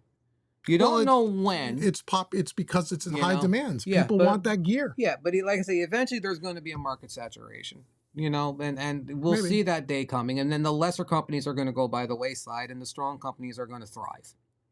But that's capitalism at work. Well, but your company makes junk. You're not going to be around for a long time. Yeah. You know what I mean? Yeah. You're not going to be around for a long time. Yep. Can't wait to see your VA3A test on my list. Sure, it's worth it. Oh, you're going to like it. You're going to like it. I'll tell you what, though, James. Stam Audio makes an LA3A that if I could get my hands on it, I'd get it, because that one has got. They got a 2-channel LA3A that's got the LA4A circuit switchable. It's got high pass. It's got a high pass side chain. It's got link on link. It's got like all kinds of stuff going on. When I saw that, my eyes were like, "Bing! I want that." Yeah. Like, you know, but it's also, I think it was $2,300. I don't know what is the Audioscape one. I don't know, but it's not that much. It can't be that much. I don't think it's that much. But like I said, but that unit with all the extra stuff that he put in on that thing was like, that's fucking amazing. Yeah, I like Stam so far. Has been impressive. Yeah, I'll tell you. Cam has a Stam 1073.5 pre. Cool. 23A plus, 7680G, 1178. Oh, he's got the 1178. Yep, the T plus. Damn, Cam, do me a favor, will you send us a picture of your studio? He's got a lot of good Stam stuff. Yeah, man. I'm looking at this guy. I'm like, I want to see a picture of your studio. Would you go to the Mixing Music Analog website and send us a picture of your studio, please? Waiting for the Audioscape 609. Yeah, they have a 33609 coming later in the year. Yeah, we'll wait for that. You know. Yep. I'm sure that'll be great. Yeah. Okay. This is a good point here. The Access Analog thing, because aren't you getting a relationship with them now? I have a relationship with, well, I mean, a little bit of a relationship. So basically, they gave me 6 months to use their website, full carte blanche for free to make content.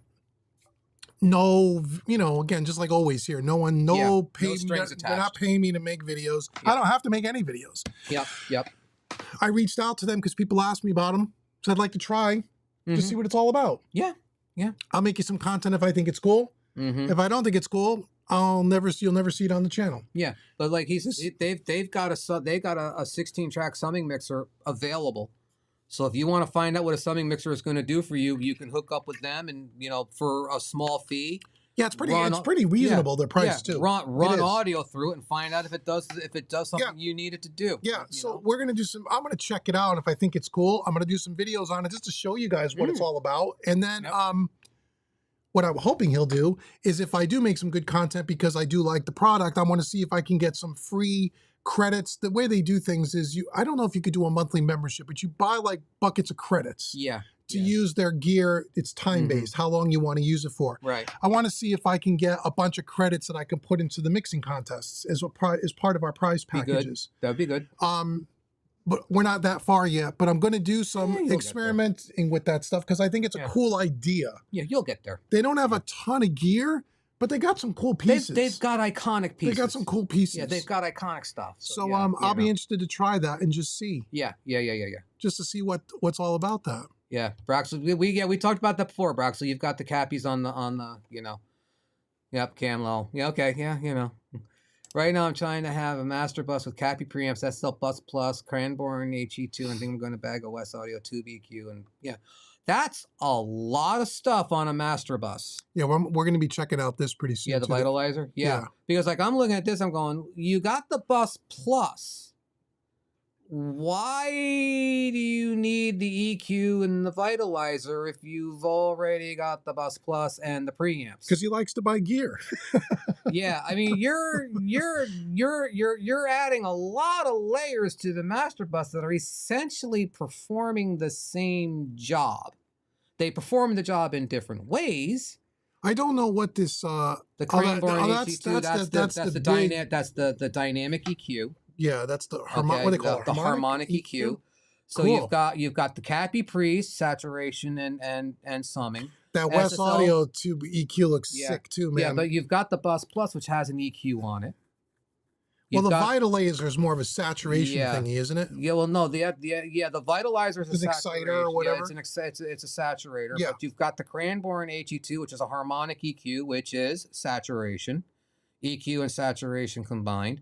You've got a West Audio Tube EQ. That's going to have that'll have the harmonic. You've got an EQ on the Bus Plus, and now you've stacked EQs.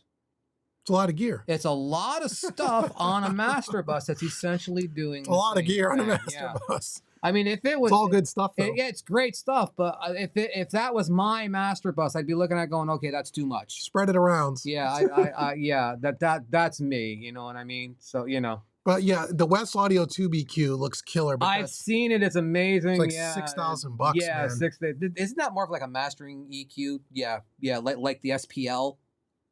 Yeah, I would think so. Yeah. Okay. Yeah. I would think so. Like I said, that's just sorry, Braxel. That's I like to see that's what the Soundtech is up there that we yeah. It's a mastering EQ. Yeah, I mean, you don't have. Well, no, you do. But you don't have a mastering EQ up there, and in this room, a mastering EQ may fit.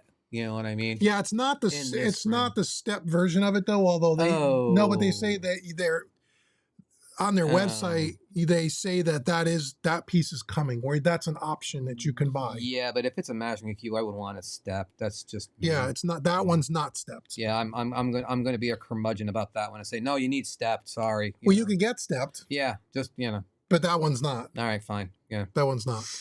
Right. Anyone that gets SPL API knee, we're not going to go wrong. That's that's what we're saying. Yeah. Brad, the AudioScape VA3A 1700. It's a good deal. Oh, okay. It's a good deal. It is a little higher than I thought it would be. The 500 units are what, $800 a piece. So yeah, you know what I mean. Oh, maybe you're right. You're right. Yeah, it's a good deal. You're right. Yeah, it's a good deal. Malcolm Palm. Hey, Malcolm. Okay. Hi, Malcolm. What's a 5059? That's the Neve summing mixer. The 16-channel Neve summing mixer that you can do on audio, whatever thing, analog audio. Oh, okay, cool. Yeah. I've never heard it. Yeah, so they have that available. It's like, here are your opinion on keeping space between 2 units in the rack. It depends if it's tube or solid state. It depends on how much it needs to breathe. If it's tube where it vents out the top, leave a space. If you can leave a space, it's always better to leave a space. Yeah. But you could have, like he says, it looks like he has some noise near his LA2A. Yeah. Next was to his Purple Audio 77. Yeah, well, those are both the API channel strips do get hot. Because I had the warm audio API, and that thing definitely put out some heat. That had to have a gap. Whereas the Neve didn't. Weird. Yeah. Okay. So the LA2A is gonna build some heat no matter what. Well, and you got the tubes in there too, so I don't know if there's some, what do they call it, microphonic or some kind of... There can be microphonic issues, but you get microphonic issues when the tubes get too hot. You know what I mean? Well, that's the venting. When an LA2A gets hot, it's going to make noise. It could. You know, so you Well, yeah, I have a space on mine. My LA2A in the V Comp, which is the and state the level. Pultec. And the Pultec, all the tubes all have spaces. Yeah, they all have a space above them. Yeah. It also depends on where your racks are oriented. And like, in other words, I have racks where I have 5 feet of open air behind the racks. Yeah. And the LA2A has a hum next to my MC77. Now, that's the Purple Audio. That's the Purple Audio 1176. Yeah, right. Yeah. James, you may want to space all of them out, especially like move the MC77 and the LA2A apart if one's causing the other to hum. Definitely want to move that somewhere else. But the API, you definitely want to leave a space. The LA2A, you definitely want to leave a space. I mean, I've seen guys put like computer fans behind the racks to suck air through them. You know what I mean? So it depends on where the racks are located, how much gear is in them, what kind of gear is in them. Yeah. How hot the room gets. Yeah, but I think like as a general off the cuff rule, if it's got tubes, put a space. If it's got tubes, it needs a space. Yeah, I mean, that's what we did here, and we don't have any noise issues here. Yeah. So you know, Master Bus, you need a mid side. Okay. But this way, I lose a lot of space. Is it worth to keep? See, that's the problem we discuss in here all the time. Real estate. Yeah, well, that's it. Real estate is the major issue in going analog gear. You know, and the noise, James, also could be the way the power is distributed. It may not be. It could just be, again, you know, you're running. How much gear do you have? Where are the power lines running as opposed to the signal lines? Yeah. Are your power cables plugged into some kind of a UPS or some kind of power distribution? You have clean power in the building. All of that matters too. Yeah. All of that matters. And depending on how much gear you use, we've talked about this a lot, and it's kind of up in the air. What kind of cabling are you using? Yep. Yeah. You know, are you using all, you know, affordable, inexpensive cables? And most times, if you're only running one piece here, one piece there, they're not on top of each other, no problem. But try doing that in a room like this. We tried it. Yeah. And, you know, we ended up ditching all of the cables that... Anything cheap went. Anything that was cheap that no other people in certain studios had no problems with because they didn't have as much gear in this room with this much cabling. That all matters. Yeah, it all matters. So like I say, coming back to the real estate, yes. I get where you're coming from with it. And yeah, I see other studio racks. I see no space 90% of the time. The question I would ask those studios is do you have forced air ventilation on the racks? Yep. If you didn't leave spaces, I'm gonna guess that they probably have forced air ventilation on the rack. You could. Okay.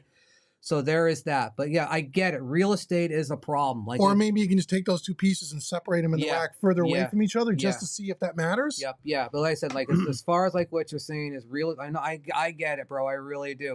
I hate giving up a rack space. I really do. But you have to. You have to. You know what I mean? Like it's like if you're gonna get into this level of analog, you have to be willing to sacrifice the space for ventilation. You have to. If you can. You know, so, you know. But that might not be the source of the noise. Might not be. It could be a lot of different things. Like you said, too. I mean, like, if you have, like, a dedicated, if you're just in a regular house and it doesn't have a good, clean power, you may have to bring an electrician in to run a dedicated outlet for your equipment. You need a good quality UPS. You need a good quality power supply surge protector. You need good quality cabling. You need to pay attention to how your cables are routed. So you're not running power cables parallel with your signal cables. It all matters. And it could be something really stupid like that. Yeah.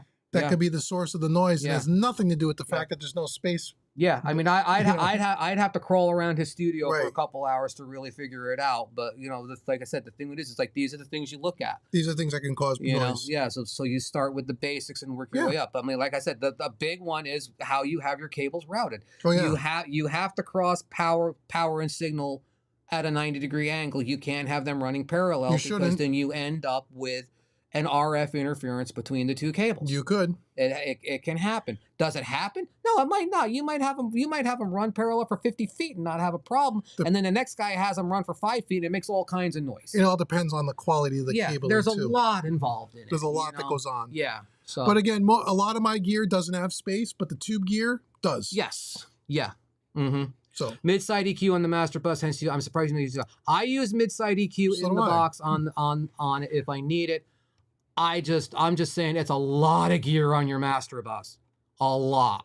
Okay. Yeah, I use mid-side EQ all the time. Yeah. Just because I don't give away every single one of my secrets to you on the live stream. Yeah, we're not telling. Yeah, I'm not going to teach you how to do every mix trick. You got to go buy one of the courses if you want to learn that stuff. Yeah, and besides that, and as far as like for me, there's not a single engineer in the world that would see how I mix and want to copy me.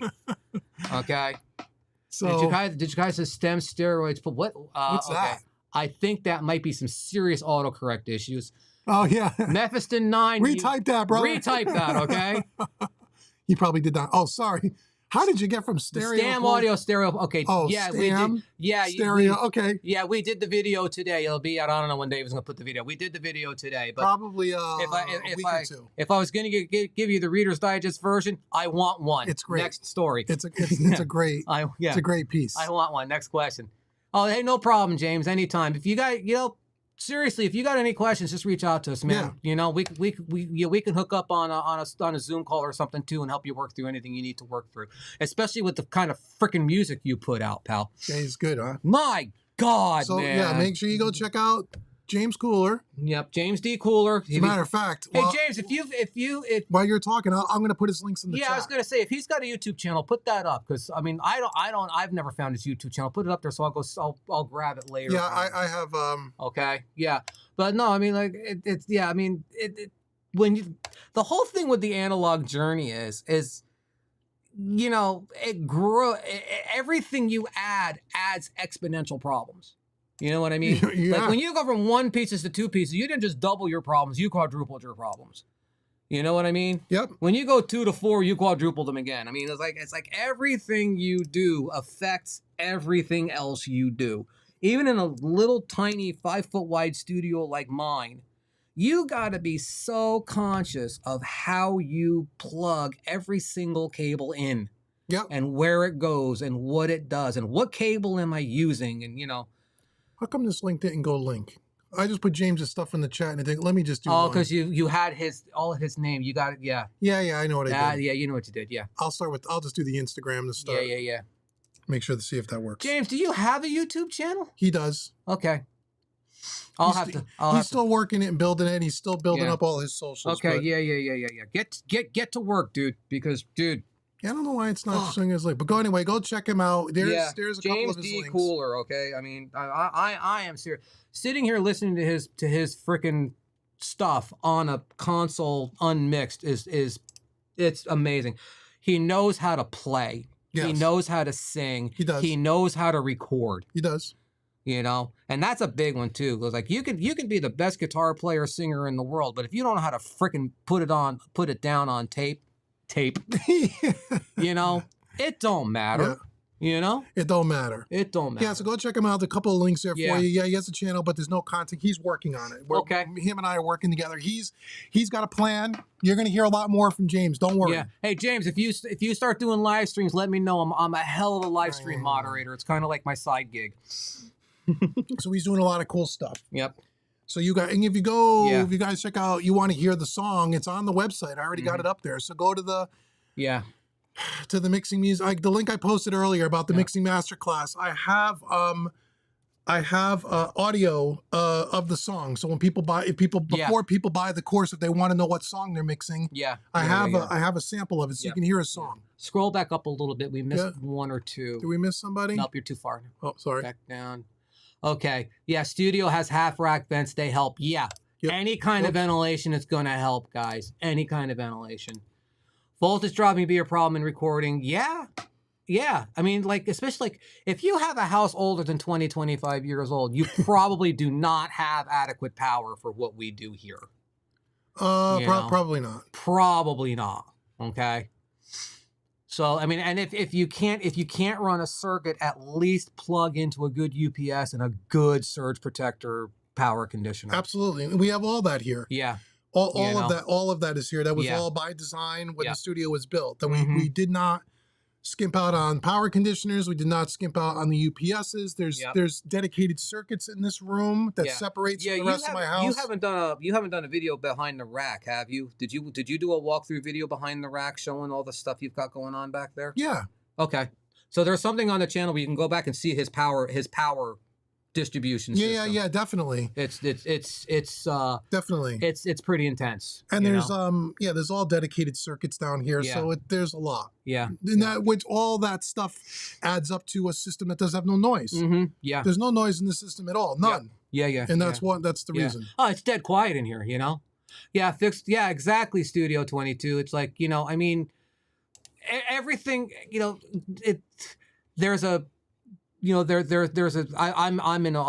work in a car dealership. I'm a parts guy, so like I work with a lot of mechanics, and with them too, it's always like diagnostic basics. You know what I mean? Go back to the basic part of your thing. You know, before you start getting into the complex stuff, go back to the basics. Do you have good power? Do you have good cables? Do you have proper routing? Is everything plugged in?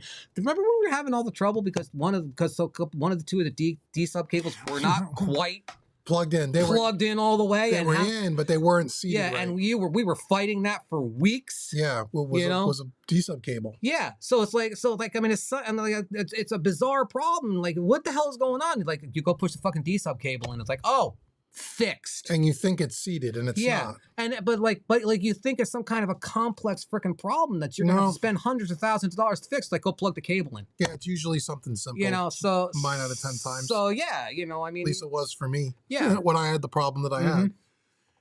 Okay, we're down at the end of the chat. Does anybody have anything else? We've been there about an hour and a half or so, which is great. Thank you for joining us today. Doesn't feel like an hour and a half. No, it goes by quick, doesn't it? Yeah, it does. When you're actually doing them, they do. Because like when you're moderating them, they can last forever sometimes. But you know. But they go by quick when you're actually doing it. They go by really fast. You know. So if anybody has anything else you want to ask, anything else you want to chat, if this thing is helping you at all, feel free to use the super chat. That is always very helpful. Yep. Do West Audio match? Okay, West Audio is doing something different, though. Well, it depends on the piece. It does depend on the piece, but West Audio, yes, do they sound good? Yeah. Yes, they sound amazing, but if they didn't sound amazing, the other party piece wouldn't matter. But it's the plug-in control on the West Audio. Yeah, so the West Audio that makes them special. The digitally controlled hardware is really something that's cool. Yeah. They do sound amazing. And they do sound great. Yeah, I have the West Audio RIA in mind. Yep. And you know, like, I'm not going to put it in there if it doesn't sound good. And like the West Audio RIA, 1, sounds amazing, and 2, plug-in control. That's the key. Those pieces. It just makes life so much easier. Yeah, that's the key to those pieces. You know? But I from as far as a quality and sound and all that. Oh yeah, they're as good as Audioscape Stam. Yeah, for sure. we did a video where we were doing SSL bus compressor stuff, and we pulled the dione and put it up against the SSL, and it's right there with it. You know, I mean, it's right there. Sounds great. Does the job just as well, and it's digitally controlled. And that piece has their THD circuit. Yeah, and the NG bus compressor has a transformer. Yeah, it has transformers in it. Yeah, so that's a little different than the Yeah, but it's one of those pieces like that. That's a desert island piece for me. Yeah, I love that piece. You know, that's I cannot, you know, justify putting that into my studio, but if I could, it would be there. Yeah. You know, so you know. Yeah, that's Cranbourne. Exactly. Now, Cranbourne is with the Cranbourne's great. Right down the same thing, digitally controlled. Yep. I haven't used that piece, but it seems to be very popular, and if it's good, that's awesome. I love that companies do that. I wish more companies would do that. Yeah. So anyway, going back to Cam's thing, just real quick though, is like with AudioScape at a similar price, is it worth it? It is if you want the digital control. Yeah, that makes it worth it. Yeah, that makes it worth it because like you're not giving up enough sound. You're not giving up any sound quality. No, it just sounds a little different. You know, I mean, it may not be a 1-for-1 recreation, but it's a 99% recreation with digital control. It's more of a, depending on the piece you're talking about, it's more of a modern take. Yes. On the classic, if you're talking about the Dione or the RIA or the NG bus, which is the stereo SSL. The Mimes, which is a 1176 FET in 1/500 unit. It does it sound like a full frame AudioScape? Probably not, but it sounds like a FET. Yeah, it's a more modern. Yeah. To me, West Audio sounds more modern than vintage. With the plug-in control, and then every one of their pieces has the total harmonic distortion circuit in it. Yeah, which is a good addition. Which you can turn on or off or whatever. Yeah, which is a good addition too. Yeah. So it's just a little different. It's not, they're not trying to, like AudioScape and Stam are saying, okay, we're going to make the Pultec and we're going to make the Pultec. Where West Audio is like, no, we have a Pultec, but it's not tube, it's solid state. And we have a little bit of a different take on it. Yeah. Has all the same EQ points and stuff, but it's a little bit more modern sounding. Yeah. So it's a little different. Yep. And I could say like that. Like that RIA too. Like that RIA on anything acoustic, an acoustic guitar, a piano, it just sounds good. Well, it's very Mew. So that's, there you go. It just sounds good. It just sounds good. You know. That's awesome. You will need a big USB hub setup with all these plug-in control devices. Well, the one thing with the West Audio stuff is if you have one of their 500 rack carriers, it's one USB connection does the whole carrier. Only on the Titan. On the Titan. Not on the Super Carrier. On the Titan. Okay? On the white one. Yeah. The one with the white faceplate. Yeah. So on the Titan, so like if you're gonna go that way, you can get one 500 rack, one USB cable, and control every West Audio piece in it. And that's helpful. But then that's helpful. The NG bus, of course, that needs its own Separate USB cable. If you had the NG76, needs its own cable. That needs its own cable, but you can do the 500 stuff. EQ. Yeah. If you're gonna go West Audio, get the Titan rack and use one cable. Yeah.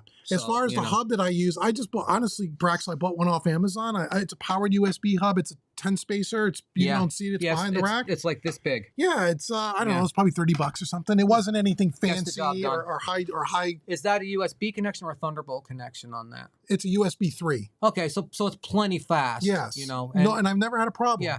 And this stuff isn't taking up a lot of data stream either. No. I mean it's just they're idle most of the time. So you're not using a lot of data stream, so you don't have to worry about overloading a USB port with it. So I don't think so. And I also have in that port, I have my iLock and a couple other things, and it's never been a problem for me. It was just a cheap $30 unit on Amazon. Yeah, I have one at home too. I think it's an 8 powered USB hub, and it's got like 5 things plugged into it, including my keyboard. Yeah, and it does the job just fine. Yeah, one USB 3.0 and I think you're fine. Yeah, it's not a big deal. Thank you, Eagle Rob, for the super chat. Thank Very you, nice sir. Of you. Thank you so much. Appreciate you very much. We all agree that analog is the way, right? Yeah. Right. We do, but I also don't want to say that it's the only way. It's one way. It's one way. I had a chance to mix at Kansas Studios a few months ago. Oh, nice. In the world. All the effects in the world, 480s, 224s, Quantex, EMT. Yeah. That must have been fun. If I see you're starting a YouTube channel, you get to do that again. Bring a camera. He's trying to be an artist. He's not trying to be a YouTuber. Bring a freaking camera. He's trying to be an artist. Yeah. Well, be both. Okay. But I mean, but like I say, is analog the way? We say that all the time, though. Yeah, you know what I mean? Yeah, but he's talking about effects, reverb, delays, and such. Yeah, but like so he's saying, well, how about we all agree analog's the way to go. How about hardware, reverbs and delays? Yeah. Oh, I agree.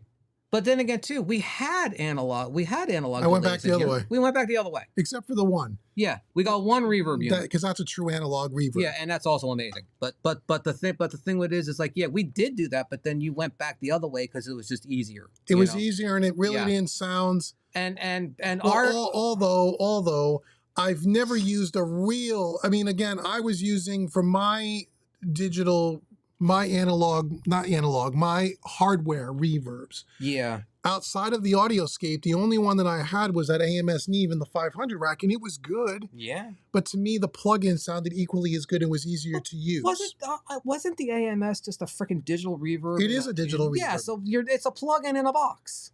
Pretty much, yeah. You know, so okay, so I get where it isn't going to do anything. But I've never tried like one I'd love to try, but it's very expensive. It's like the Brocasti M7. That's a staple in every studio. Yeah. I use the Liquid Sonic Seventh Heaven, which is the emulation of that, which I think sounds really great. Which is one I have to get, by the way. I don't have that one yet. It's really, really good. Yeah. Really good. But like I said, the reason I'm hesitant on the remark is we all agree that analog is the way. I do.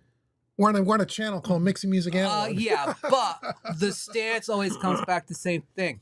You need to know how to mix before the analog is going to give you anything. Well, we got to assume on this channel that's a given. That's known. Yeah, but I don't like assuming. Okay, well you get to say that. Okay. I get to be the curmudgeon here and be you that can guy. do that. Like, if you don't know how to freaking mix, this ain't going to help you. No, it'll just make your life more difficult. Yeah, it's just going to screw you up. You know, I mean, how many years did I mix? I mean, I mixed probably 6 or 7 years in the box before I bought my first analog piece of gear. Yeah, mixing the box is fine. You know, so like I said, so you need to know how to do this before this is going to pay you back. Right. You know, so somebody who's new to it and goes out and buys $50,000 worth of analog hardware and stacks it all up and turns it all on and thinks he's going to get a good mix out of it, he's going to be really fucking disappointed. Really disappointed. So, you know, yeah, I just want to qualify that and be that guy. You know what I mean? Plug-in reverbs sound great to my ear. They do to mine too. Yeah, they do. Yeah, they do. You know, I turn them till they sound great. Yeah, reverb plugins. I've have a number of them on all the popular brands, and they're all. I think they all sound great to me. Now, here's the other thing for me too is at least my whole mixing philosophy around reverb. For the most part, it's more felt than heard. Yeah. I don't wash stuff in tons of reverb. There's a lot of reverb in my mixes, but you really don't hear it. It's more felt. Yeah, the reverb sound great to me. Yeah, the reverb is for creating space, not creating an effect. Yeah, well, sometimes it is, but more times than not, it's not. Yeah. And so I found, as much as I thought I would use the analog or the hardware pieces of reverb, except for the Audioscape, I really just went. And even then, the Audioscape is just kept going back to the plugins. The Audioscape is one that you just run everything into on a very you don't even notice it. Yeah, it's just a very, very minute amount going into it just to give it that ambient space, and that's it. And that is an analog box with real springs in it. There's nothing digital about that box. Yeah. So, but that is, again, it's just a base. That if you didn't know what you were listening for, if I took it away, you wouldn't even know it was there. Well, my thing with it is if you take it away, you'll know that it's gone. But if you know what to listen for, you won't know what it's doing. You know what I mean? So I just like I like the reverb plugins. I don't know. I guess if I had some of the real classic, units that I could try one, maybe I would find something different. Well, I mean, listen, if you had a big ass EMT 140 back there, you'd use it. Well, that's a play. That's not digital. That's but you know what I'm saying, though, right? You know what I mean? You could build a big plywood box. Yeah, but this is what I'm saying. If you had one, you'd use it. I guess. But it's like the plugin does a pretty good job. I mean, the plugins do a pretty good job. So I use it all the time. I use different reverbs and I like them. And again, I don't personally have any issues with them. Yeah. How to run sound from YouTube into my Antelope without recording. Just trying to pass audio through the unit straight to the monitors and the headphones. That's a tricky one because you're in your box. YouTube audio is in the box. You've got to get the audio into your DAW and then out to and then out back to the speakers. So it is. When I use Reaper, I can do that with Wasabi. What's that? It's like an app. It's in Reaper where it's like a plugin. Instead of like audio from your interface, it's reading audio off of Direct 3D. out of the box. Okay. So I can do that. The only problem with it is to like get it to go out of the DAW and then back in, you have to turn loop back protection off. Okay. And that's dangerous. Okay. Because of the feedback loop. Yeah. So like I can record audio, like I can record direct 3D audio into my DAW, but you have to mute everything or it'll loop back and you'll get a feedback loop and you'll just blow your whole system up. Okay, so is that what he's asking to do? That's the only way I know how to do what he wants to do. Because he said it into his Antelope, which is an interface. So I would assume you'd have to do something in that Antelope software app, some routing. Like I said, I don't know. That's the only way I know how to do it. There may be something in the Antelope software that lets you do that. I don't know. But I don't know it well enough. I don't know, Richard. I don't know that we can help you with that.